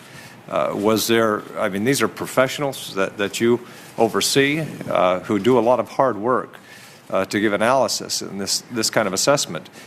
What she said was clearly at variance with a lot of the research and analysis that had gone on about the nature of these attacks. Can you just enlighten us as to discussion? What discussions were had at the State Department after this testimony? Well, I don't think I cannot speak to any conversation I specifically had because the conversations were ongoing before and after Ambassador Rice's appearance on the Sunday talk shows. And we did not conclude, finally, that there were no protests at all until days after the attack. So maybe it was an abundance of caution. Maybe it was trying to make sure we didn't step on anybody's toes while we were gathering information. Maybe it was because the IC was still looking at all of their sources and having different threads coming in. But, you know, as the ARB said, even today, the motivations, the actions before they went onto the compound, all of that is still not nailed down. So I think we were trying very hard to provide information. Maybe one of the lessons learned here is, you know, just withhold. Don't say what you don't know for sure until it's finally decided. But that's not part of who we are as Americans and as public officials. We get out there, we say, here's what we think happened, it's subject to change. And so I think we all wish that nobody had ever in any way raised doubts, but certainly Ambassador Rice and all the other administration officials were speaking off of what had been determined were the most acceptable talking points. Okay. Well, I think we know now that talking points, we don't exactly know where they were changed or how they were changed, but they were changed or altered. And I think that we can all concede that we were not given a clear picture of what went on. Well, but Senator, and you know, we didn't have a clear picture. I wish I could sit here today and tell you that within days, within a week, by September 20th, when we came up here, we had a clear picture. We did not have a clear picture. And that, you know, if you wish to fault the administration, it is that we didn't have a clear picture, and we probably didn't do as clear a job explaining that we did not have a clear picture until days later, creating what I think are legitimate questions. You know, I understand, I've been on the other side of the table. I understand trying to figure out what was going on and why were we told this, that, and the other. But I can only assure you that as the information came to light and as people thought it was reliable, we shared it, but that took some time. Right. Thank you. In the remaining seconds left, you mentioned that many of the recommendations have now been put in place. There are protocols in place to make sure that if security is not adequate, that we move our diplomats and others to places where they're more secure or whatever. But let me just say, there were protocols in place before this. There were tripwires that we tripped, and the actions that were outlined to be taken were not taken. How can we be assured here that the new protocols that are in place, with these new recommendations being implemented, will be followed or adhered to? Because they clearly weren't before. Well, Senator, I want to make clear that no one in the State Department, the intelligence community, any other agency ever recommended that we close Benghazi. We were clear-eyed about the threats and the dangers as they were developing in eastern Libya and in Benghazi. But there was no decision made and nothing that prompted such a decision. Now, sitting here today, we have probably at least 20 other posts that are under a serious threat environment as I speak to you. We are working with the other agencies in our government, some of whom are co-located with us, others of whom are nearby. We're constantly assessing.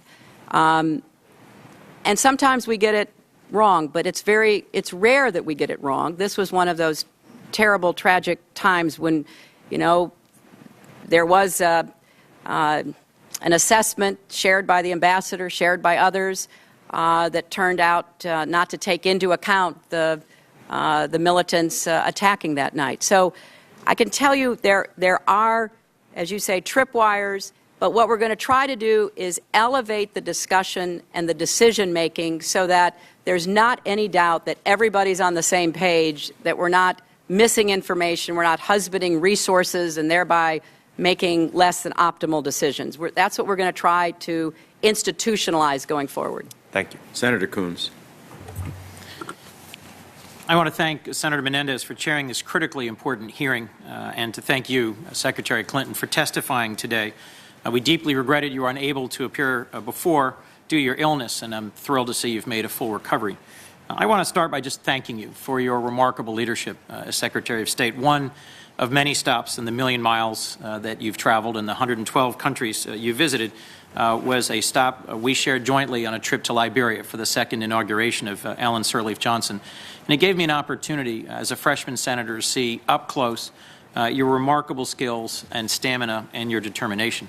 In my view, your leadership has helped restore America's credibility, build bridges with our international partners, and you've also built bridges here on the Hill, where your leadership at State is respected on both sides of the aisle and has been widely praised. While your likely successor, Senator Kerry, has my full confidence, you will be deeply missed.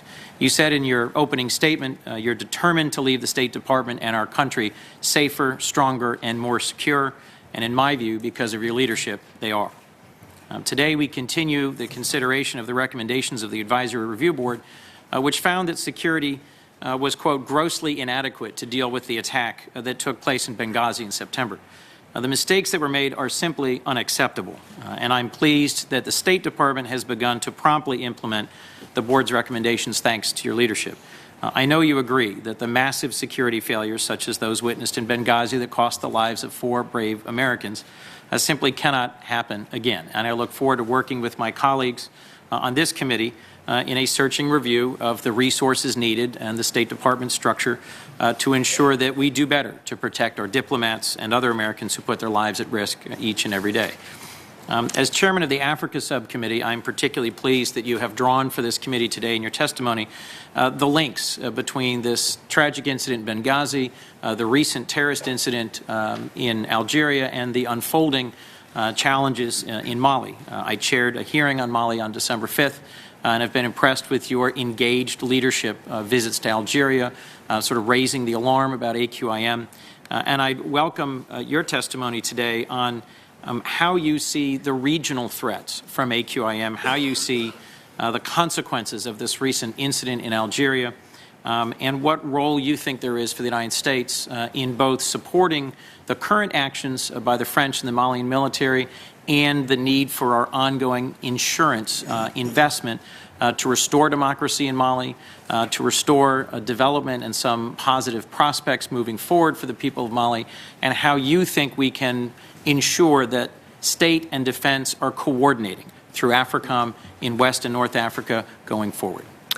Well, Senator, I appreciate greatly your sustained attention to Africa, and I think it's going to be viewed as quite prophetic because there will be, I believe, a continuing set of challenges. You mentioned some of them, but by no means we've got Boko Haram in Nigeria posing the threat of instability to one of the most important oil-producing nations in the world, something very important to our country. We've got other unrest and challenges coming down the west coast of Africa, but we also have a success story, at least a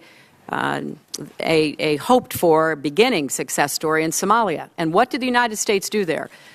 You know, when I became Secretary of State, I recommitted American money to the AMISOM forces. We worked to train the Ugandans and the Burundis and others. We worked with the Kenyans when they went in. We worked with the Djiboutis. It took time. There were no shortcuts, but we had literally the boots of our American soldiers and the boots of American diplomats on the ground. I visited one of the training camps in Uganda. And what we have to do is recognize we're in for a long-term struggle here. And that means we've got to pay attention to places that historically we have not chosen to or had to. So I would hope that this committee can make that case to the rest of the Congress. We're now looking at, troops coming from other neighboring African countries. We can't just send them into Mali. They don't have training to do that. We're going to have to work with other partners to train them and equip them and then to sustain them, just like we did with the troops in Somalia. So, 4 years ago, al-Shabaab was one of the biggest threats, not only to East Africa, but to the United States. We have a chance to really continue on a positive track there, but it didn't happen by accident. It took American money, American know-how, American experience, and we have to make the decision we're going to do the same in North Africa as well. Thank you, Madam Secretary. I certainly look forward to continuing to get your advice, direction, and encouragement as I try to work with my colleagues here to ensure the same sort of success going forward in West Africa that we've recently enjoyed in East Africa. Thank you for your testimony. Senator McCain. Thank you, Madam Secretary, and it's wonderful to see you in good health and as combative as ever. We thank you. We thank you for your outstanding and dedicated service to this nation, and we are proud of you. All over the world where I travel, you are viewed with admiration and respect. 4 months or months after the Benghazi tragedy, it's a tragedy when we lose 4 brave Americans, there are many questions that are unanswered. And the answers, frankly, that you've given this morning are not satisfactory to me. Were you and the President made aware of the classified cable from Chris Stevens said that the United States Consulate in Benghazi could not survive a sustained assault? Numerous warnings, including personally to me, about the security were unanswered or unaddressed. It took a CNN reporter looking through the consulate to find Chris Stevens' last warning. When were you made aware of that cable? When were you made aware of the attack on the British ambassador and the assassination attempts and the closing of the consulates there? And what actions were taken? What was the President's activities during that 7-hour period? On the anniversary of the worst attack in American history, September 11th, we didn't have Department of Defense forces available for 7 hours. 2 brave Americans died in the last hour. With all these warnings, all these things took place, we didn't have a single Department of Defense asset apparently available to come to these rescues. I categorically reject your answer to Senator Johnson about, well, we didn't ask these survivors who were flown to Ramstein the next day that this was not a spontaneous demonstration. To say that it's because an investigation was going on, the American people deserve to know answers, and they certainly don't deserve false answers. And the answers that were given to the American people on September 15th by the ambassador of the United Nations were false. In fact, contradicted by the classified information which was kept out of the Secretary of the United Nations report, who, by the way, in the President's words, had nothing to do with Benghazi, which questions why she was sent out to start with. Why is it that the administration still refuses to provide the full text of emails regarding the deletion of references to al-Qaeda and terrorism in the talking points? Why do we care? Because if the classified information had been included, it gives an entirely different version of events to the American people. You're going to the American people and tell them what happened, then you ought to have your facts straight, including, the ambassador said, quote, al-Qaeda is decimated and our consulates and embassies are secure. So here we are, 4 months later, and we still don't have the basic information. Now, if you want to go out and tell the American people what happened, you should at least have interviewed the people who were there, instead of saying, no, we couldn't talk to them because an FBI investigation was going on. And by the way, as I said at the time, I just happened to be on one of those talk shows, people don't bring RPGs and mortars to spontaneous demonstrations. That's a fundamental. And of course, the President continued to say, days afterwards, September the 12th, he made a reference to act of terror. September 12th on 60 Minutes, too early to know. September 20th on Univision, we're still doing an investigation. September 24th on The View, we're still doing an investigation. The President of the United States, as late as September 24th, 2 weeks later, did not acknowledge that this was an act of terror conducted by people who were at least somehow connected to the al-Qaeda. And finally, Madam Secretary, I strongly disagree with your depiction of what we did after Gaddafi fell. We did not provide the security that was needed. We did not help them with border security. We did not give them the kind of assistance that would have been necessary to help dismantle these militias that still, to this day, remain a challenge to democracy in Libya and freedom. You knew Chris Stevens very well. I knew him very well. I knew him on July 7th when I went to Libya to observe the elections. And at that time, on July 7th, he expressed to me his deep and grave concerns about security, particularly in Benghazi. And he continued to communicate with the State Department, and I don't know who else was privy to those cables, of his deep concern about the security there and the need for additional assistance. And I will argue with with facts that after that event took place, after the fall of Gaddafi, the, quote, soft footprint was partially, to some degree, responsible for the tragedy that took place. The American people and the families of these 4 brave Americans still have not gotten the answers that they deserve. I hope that they will get them.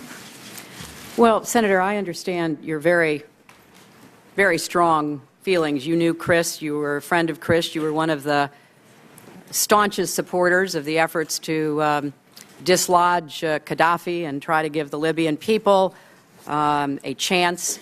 And we just have a disagreement. We have a disagreement about what did happen and when it happened with respect to explaining the sequence of events. We did get to talk to the DS agents when they got back to this country. We did so. It was not before September 15th. We had no access to the surveillance cameras for weeks, which helped to answer a number of questions.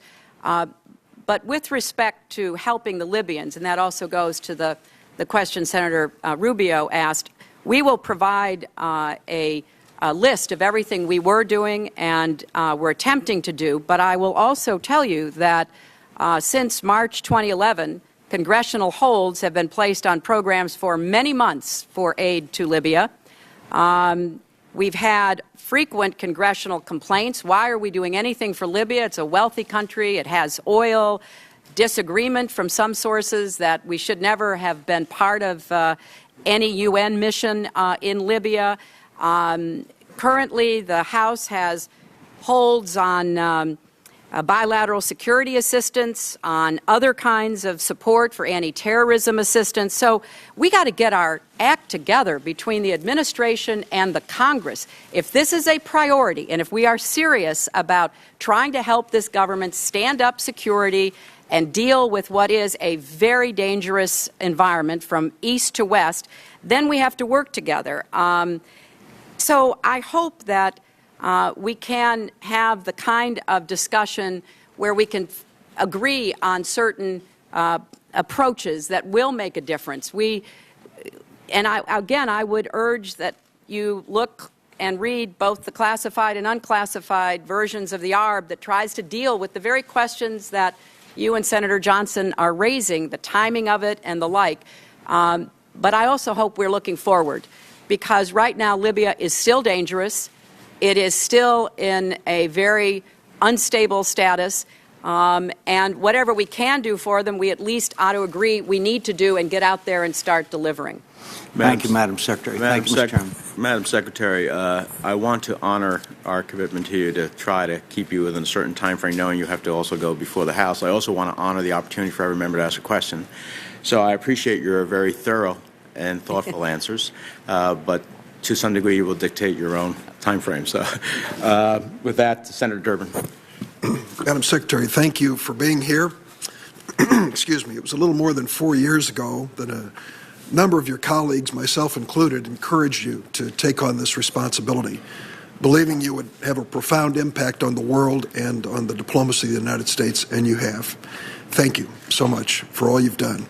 I also want to say a word on behalf of Ambassador Rice, an extraordinary individual who has served this country well. I think some of the criticism that was heaped on her was unfair and did not reflect the fact that she was reporting the best information she had available at the time. And as you've said, more information became available, and it was dutifully reported. I do want to make one point for the record here about whether the American people are told everything right away, in the right way, so that they can be fully informed. And I'd like to refer to 5 words for them to reflect on: Iraqi weapons of mass destruction. We were told by every level of government here there were Iraqi weapons of mass destruction that justified a war, the invasion of the United States. We are still searching for those weapons. They didn't exist. Thousands of Americans lost their lives. We could have a hearing on that if you'd like. the point I'm trying to get to is two extraordinarily talented individuals, Admiral Mullen and maybe one of the best diplomats of our time, Ambassador Pickering, did a thorough review here, found shortcomings in our protection of our people overseas and reported them honestly. You not only initiated that review, you accepted its findings in their totality. No cover-up, an attempt to be totally honest and to make sure a tragedy like this never occurs again. The second point I'd like to make is this. Some on the committee have already criticized the notion that this is about money. They might argue you can't solve a problem by throwing money at it.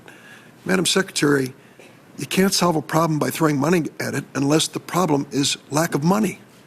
And what I understand you to testify is you have asked this Congress for the authority to transfer existing funds to protect ambassadors and diplomatic personnel around the world, and you've been refused by the House of Representatives. They will not give you the authority to even take existing funds. If I'm not mistaken, in a few weeks, your department is going to face sequestration. And we not only won't have additional funds, we will cut some $50 million when it comes to construction of facilities to protect people who represent the United States overseas, and cut money for the individuals necessary to protect those same diplomats. So I'd like you to comment, how can we keep our commitment to be a leader in the world in the area of diplomacy, in statecraft, to avoid the necessity of war, if we don't give the most basic resources to your department, which commands, as I understand it, about 1.5% of the federal budget? Actually, it's less than 1, but let's not quibble. Look, I am well aware that there are deficiencies and inadequacies in the department.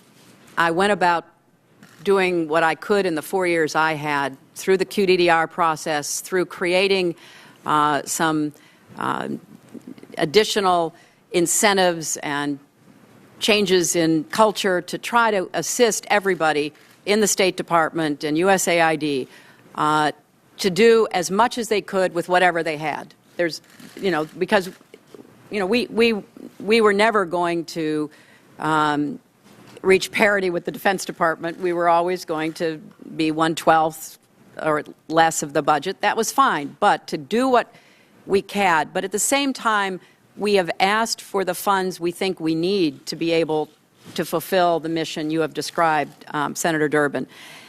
And we need the help of this committee. I mean, I am one who believes that we have to both walk and chew gum at the same time. We have to deal with our own economy and our fiscal situation. That is a given, because that is the source of our strength and our capacity. But we also have to be smart about making the right investments in diplomacy and development to try to solve problems and prevent them. So, I have outlined what should be a no-brainer. Let us have the permission to take money we already have. We're not asking for more money, and put it to work where the ARB told us to do.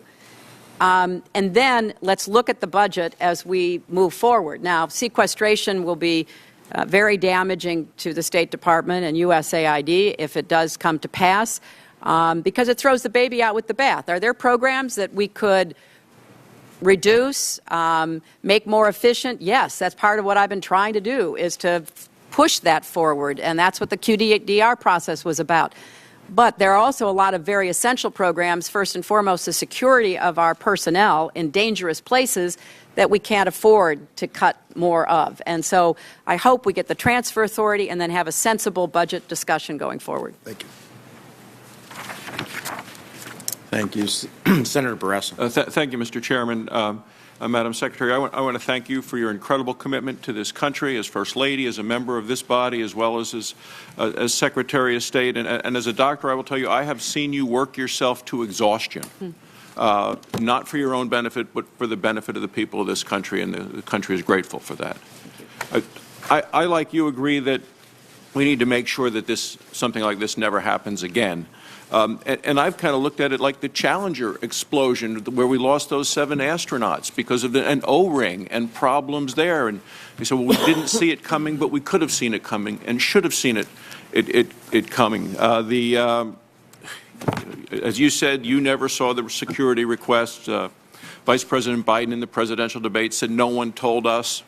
I mean, the concern is that we should have been seeing these sorts of things. There were the attacks on the British ambassador. There were the attacks on the Red Cross that they pulled out of Benghazi. There were attacks on the consulate itself, and yet we had no evacuation plan established, in spite of the fact that months earlier in Libya, we had to, I think, get an Italian ferry boat to be able to get people out who were in danger, who were diplomats at the time. So those are the concerns. We want to make sure that there's security for our ambassadors, which gets to the issue of, we talk about what happened on the talk shows, and they said the best information was what was best available at the time. You know, the American people heard we had a substantial security presence. They heard we obviously did have a strong security presence. They heard obviously there was a significant security presence. And I just believe that wasn't the case. And I would ask you today if you believe that we had a significant, substantial, and strong security presence in Libya at that time. Because we want that for all of our ambassadors. Right. Well, Senator, we had a security presence that was mutually reinforced with the annex. We had, as you rightly point out, and others before you, previous incidents, not only against our compound, but against the British, the Red Cross, and others. And what we, what we have accepted from the ARB recommendation is that even though there was a back and forth in the cables and discussions, do you need 3 DS agents or do you need 5? We had 5 there, but we had an unprecedented attack.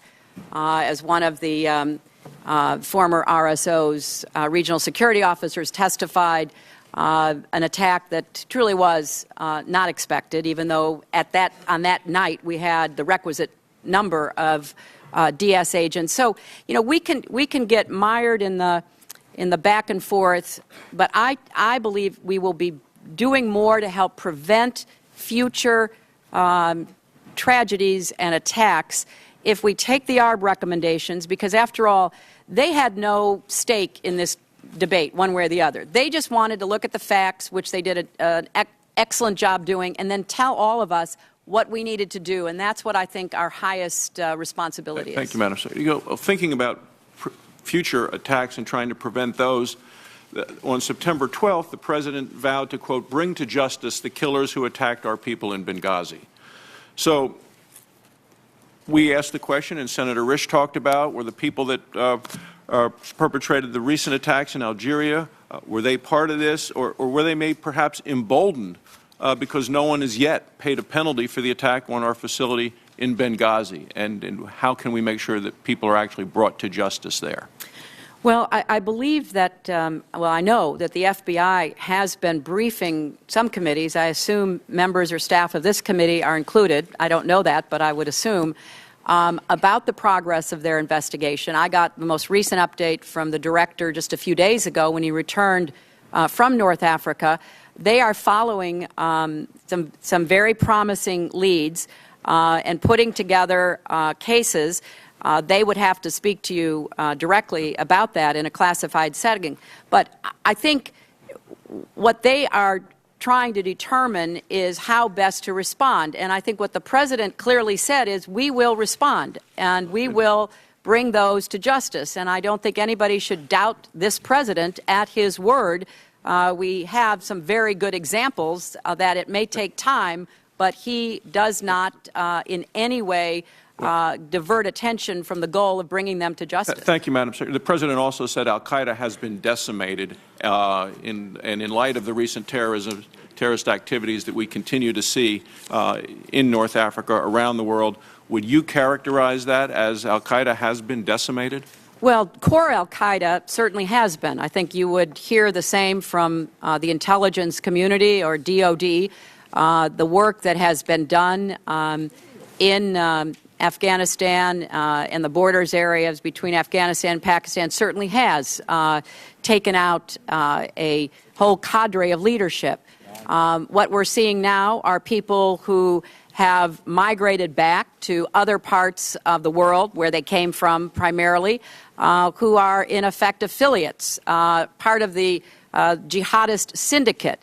Some of them, like al-Qaeda in the Islamic Maghreb, use that name. Others use different names. But the fact is they are terrorists. They are extremists. They have designs on overthrowing existing governments, even these new Islamist governments, of controlling territory. So although there has been the decimation of core al-Qaeda in the Afghanistan-Pakistan region, we do have to contend with the wannabes and the affiliates going forward. Thank you, Madam. Senator Udall. Thank you, Mr. Chairman, and thank you, Madam Secretary, for being here, and it's great to see you today.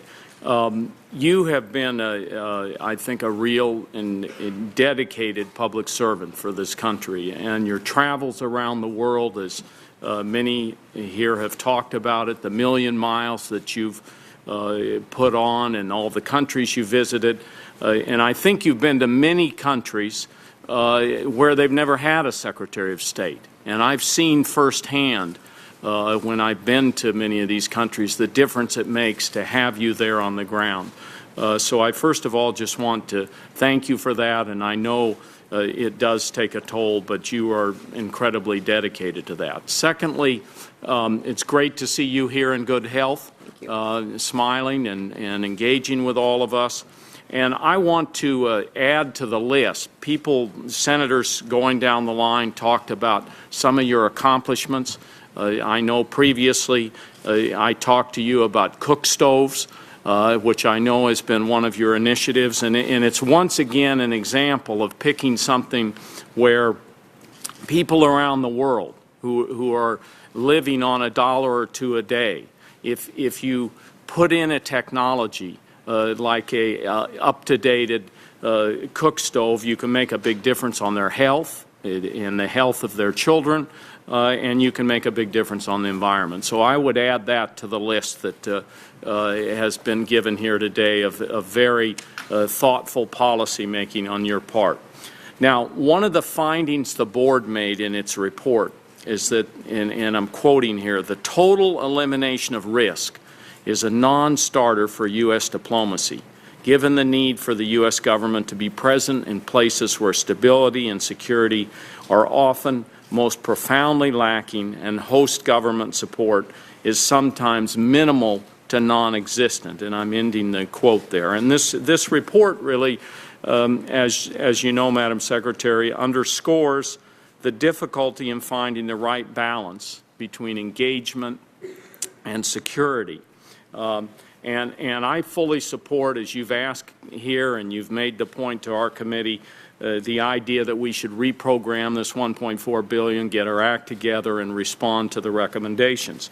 But my question here revolves around these high-risk posts.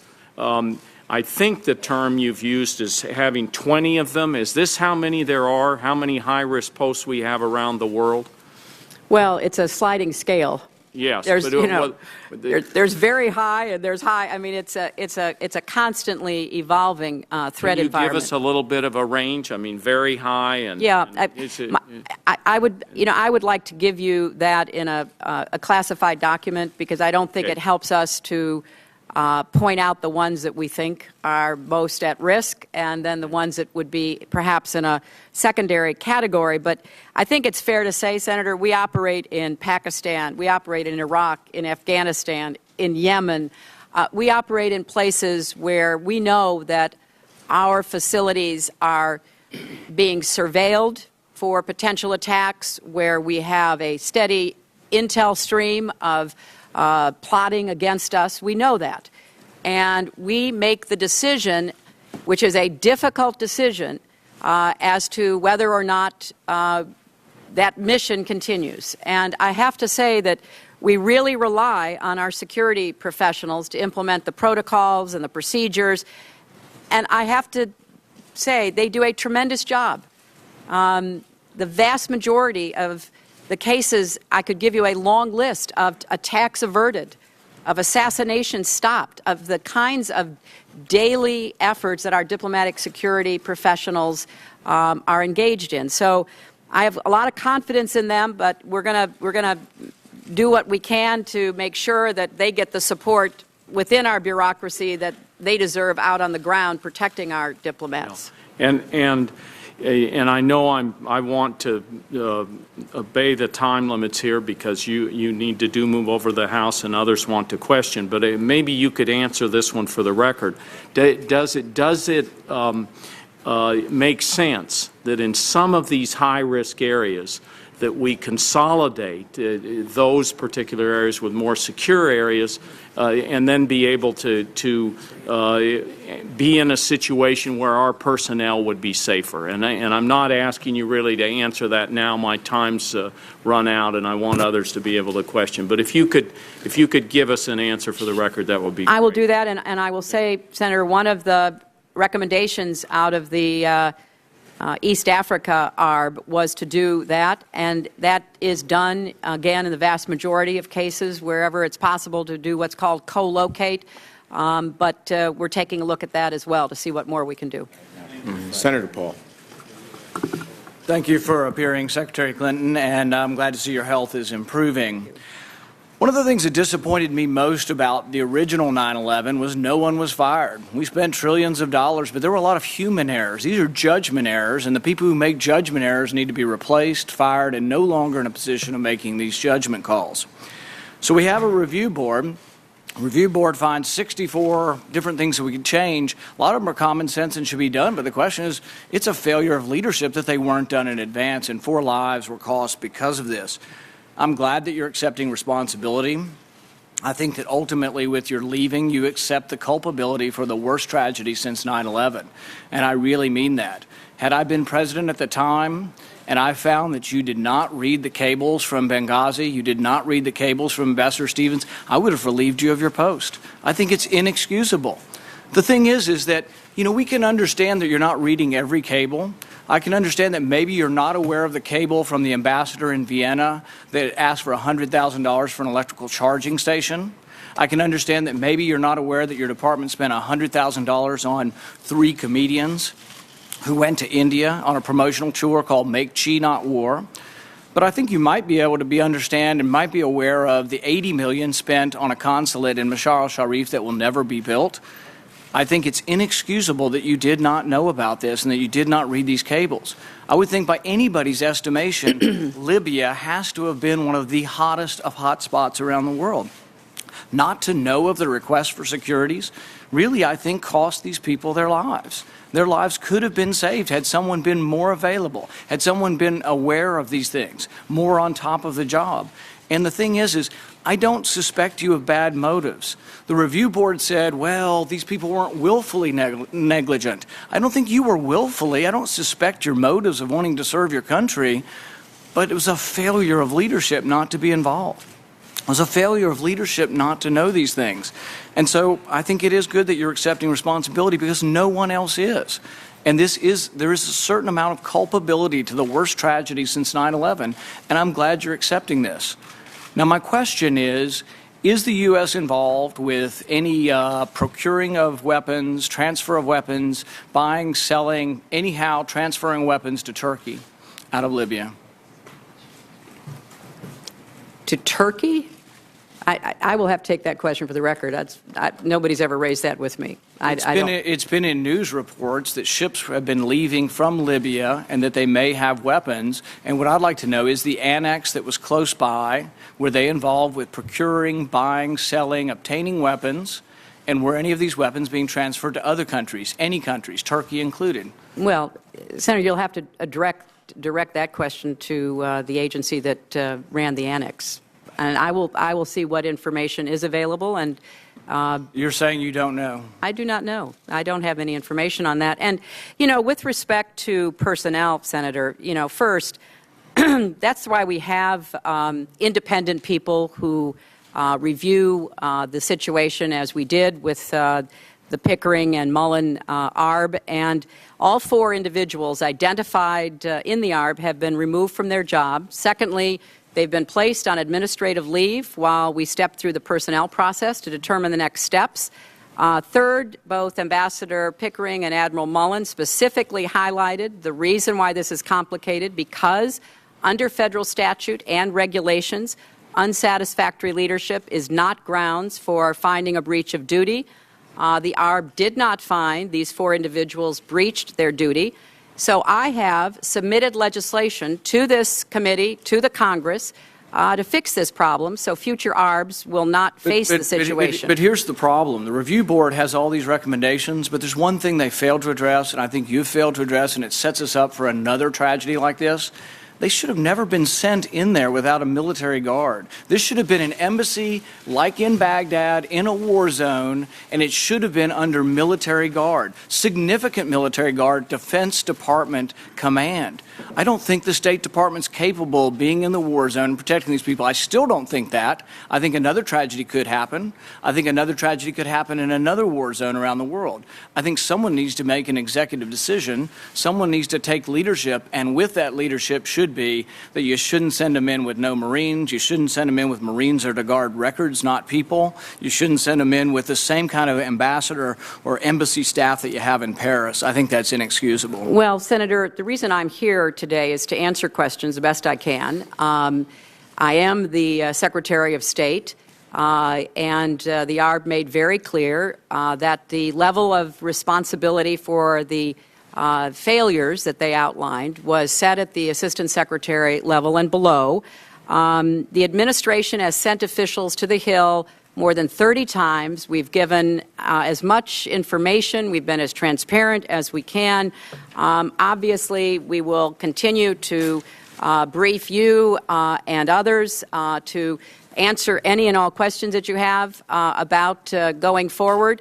The reason we put into effect an accountability review board is to take it out of the heat of politics and partisanship and accusations and to put it in the hands of people who have no stake in the outcome. The reason I said make it open, tell the world, is because I believe in transparency. I believe in taking responsibility, and I have done so. And I hope that we're going to be able to see a good working relationship between the State Department and the committee going forward. Thank you. Senator Murphy.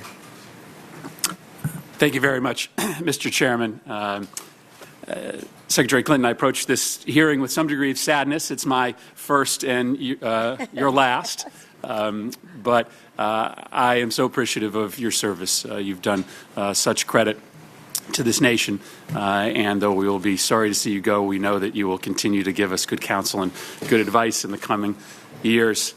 I think if some people on this committee want to call the tragedy in Benghazi the worst since 9/11, it misunderstands the nature of 4,000 Americans plus lost over 10 years of war in Iraq fought under false pretenses. It was fought under false pretenses, but it was also fought, I think, because we had a misunderstanding of what we could do and what we could manage in that region, what was under our control. And I guess my question to you, Secretary Clinton, is about what our expectations are going forward in North Africa. And I think you referenced this in your opening remarks about actually what is under our control. One of the criticisms in the review board was that we didn't have a full understanding of this complicated set of allegiances between jihadist groups that are shifting on an almost daily basis. And I worry sometimes that when we do this retrospective hand-wringing over a tragedy like this, that we sometimes give the impression to the American people that, you know, we can know all and see all and control all in a region that we certainly are just beginning to stand up the kind of presence that we may ultimately need and want. And so I guess I present this as that open-ended question to you.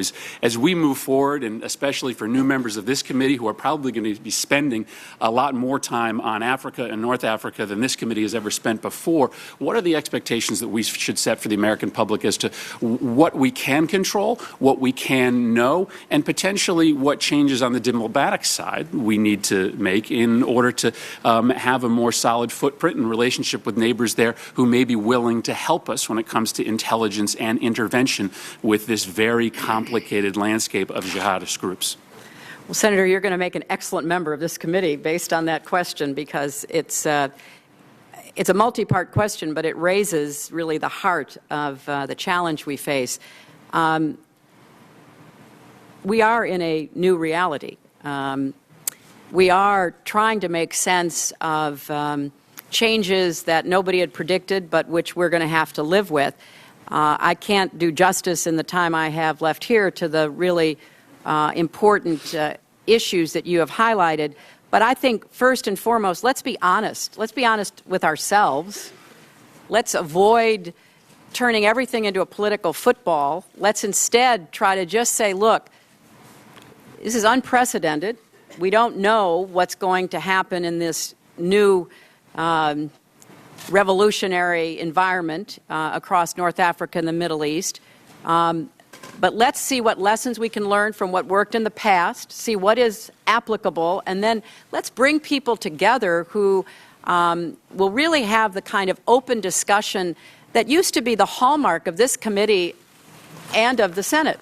I mean, people used to have hearings where it wasn't to just have administration officials come up and, ask the questions and go on from there, but really to delve into what works and what doesn't work. Bring in outside experts. Let them debate in front of you. Try to figure out what the best information going forward is. I mean, over the last weeks, I've pulled writings from, what you would call very conservative and very liberal commentators who kind of reach the same conclusion about what we should be doing in this region. We have to approach it with humility, but we've got some real assets if we deploy them right, and helping to rebuild security is essential. We did it in Colombia. It took a decade. We did it directly in Colombia. We did it as a partner with others in Somalia. And there are a lot of other examples all the way across the world. Let's be smart and learn from what we've done in the past and see what can be transferred into the present and the future.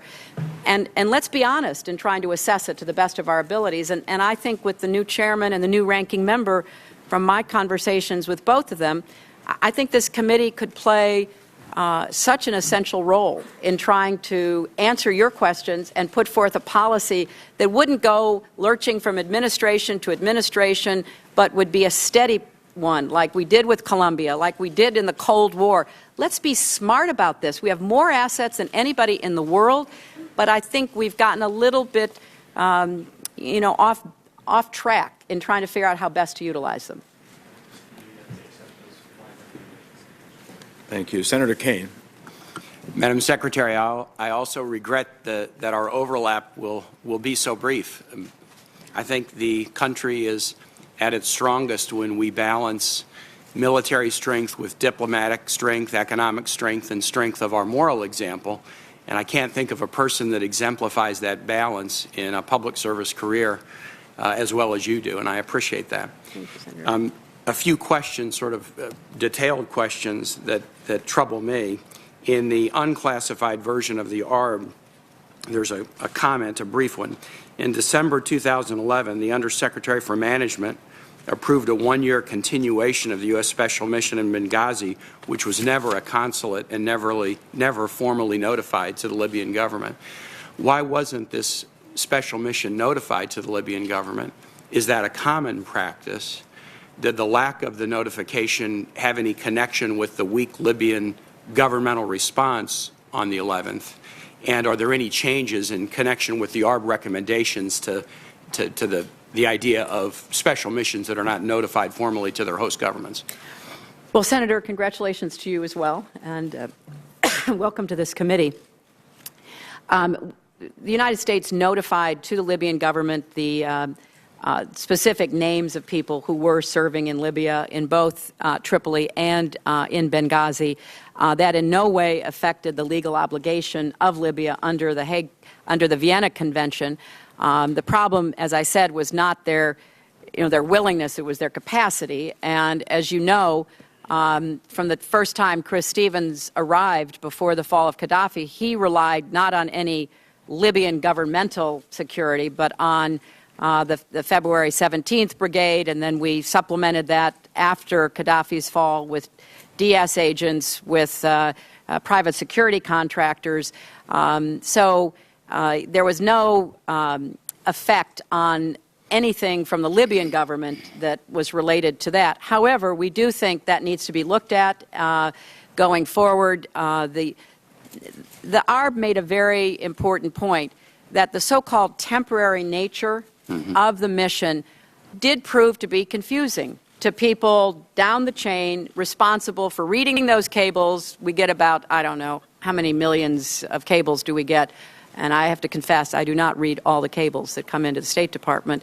That's why we have a huge workforce of people who are given responsibility and expected to carry forward that responsibility. And I think designating it as temporary in the ARB's findings did cause an extra level of uncertainty to some extent. You know, as the chairman said at the very beginning, quoting from the ARB, there has been an acculturation in the State Department to husband resources, to, try to be as careful in spending money as possible. And then I think adding to that the fact that it was, quote, temporary, probably did lead to some of the confusion that we later saw played out in the cables, but not the status of it for the Libyan government. How common is it for us to rely on local non-governmental security, as was the case with the Blue Mountain and February 17 brigades in Benghazi? Well, it's very common. We employ privately employed security guards in a very high number of our posts around the world. I mean, if you go to the embassy in Baghdad, or you go to the embassy in Kabul, or really many of our high-threat places, you will see private security guards. Now, because of problems with private security guard contracts that came to light in Iraq, where, as you remember, there were a lot of difficulties. These were private security guards who were protecting diplomats and development experts, other civilians. Many countries have put very stringent requirements on private security guards, and in fact, in Libya, the transitional government prohibited private security guards, which is why there was this, unless they approved them, so they approved this Blue Mountain company that was a joint Libyan-British organization. But we use private security guards in many places because, as I said, historically, Marine Guards do not protect personnel. Their job is, to really take care of classified material and to destroy it if necessary. We had no classified material at Benghazi. And it was unfortunate that we evacuated all the Americans and unclassified material was left behind, but we had no classified material. So there's going to be an effort, because of this work that I have directed, to really sort this out so that that everybody knows exactly what the protocols and the rules are, and we act accordingly. Thank you, Madam Secretary. Mr. Chair. Thank you. Madam Secretary, thank you for your thorough, thoughtful, and forthright answers. It's what we've become accustomed to from you. I understand we're going to be able to welcome you one more time when you come tomorrow to be part of introducing Senator Kerry to the committee, so we'll look forward to welcoming you there as well. I think that there are several takeaways here that are incredibly important. One is that we have to look at the totality of the threat environment versus just looking for a specific credible threat when we are thinking about the protection of our foreign service personnel, and I see that we are moving in that direction. The other one is the changes in the department to have clear lines of authority and responsibility for security matters instead of silos, looking more at a horizontal nature, and I understand that that is underway. A lot has been said about resources here. You know, Secretary Gates used to famously argue that there are more people in military bands than in the entire Foreign Service. It seems to me that surely we can find the funds to protect our diplomats who serve on the front lines. I am concerned when the ARB says that the State Department has been engaged for years in a struggle to obtain the resources necessary to carry out its work, and that has conditioned the thinking of some in the State Department that it is imperative for the State Department to be mission-driven rather than resource-constrained, particularly in increasingly risky parts of the world. So I look forward to immediately working with the ranking member and reaching out for Chairman Royce to get that transfer authority within the existing budget. It's not about additional money. It's about taking money that has already been appropriated so that you have the ability to start working, and the next secretary has the ability to start working to protect our people as robustly as we can. And failure to do so, I think, is going to be a poor judgment on this Congress if we can't get you, at minimum, that transfer authority. And finally, I know a lot has been made about the question of what was said and what was not said, and I simply think about that in the context that there are lessons to be learned there as well. In our drive to produce information about a tragedy, an incident,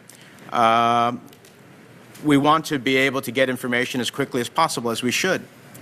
But I think what we know and what we don't know is equally as important. And maybe the admonition that we should know before we speak is incredibly important. That would have been incredibly important when we were told that there were weapons of mass destruction in Iraq.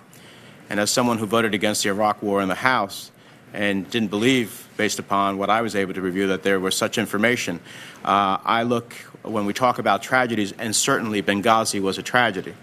When we lost 4,486 American lives in Iraq, and thousands who have been injured and changed their lives forever and increased the influence of Iran, I think, from my own personal perspective, that was truly a tragedy. And so there are lessons to be learned here. There'll be questions for the committee to be able to ask for the record for the close of business tomorrow, since we don't expect you to be too much longer in your position. And with the thanks of the committee for your appearance here today and your service. And Senator Corker, final word. I would actually add three more takeaways, and I know they're based not only on testimony here today, but conversations we've had over the last several days. You alluded to the over-the-transom issues that the State Department and the White House deal with on a constant basis. I think this committee will be useful and can be useful in setting a long-term exploration of what our national interest is, so that we look at this over a longer-term context. I know you alluded to that in your testimony. Secondly, I know we've talked extensively about the importance of having a full authorization, that actually would be very helpful to people like you who come in for a very short period of time for us to help set those priorities. That would be something you would embrace and something this committee has never done since I've been here. And thirdly, that we live in a world now where we know that al-Qaeda is going to be a threat in North Africa for years to come, and we need to have policies that realize that and address it. I, too, thank you for your service. I know a lot of nice things will be said again tomorrow when you come here, but thank you so much. I appreciate it. On that bipartisan note, and with the thanks of the committee is adjourned.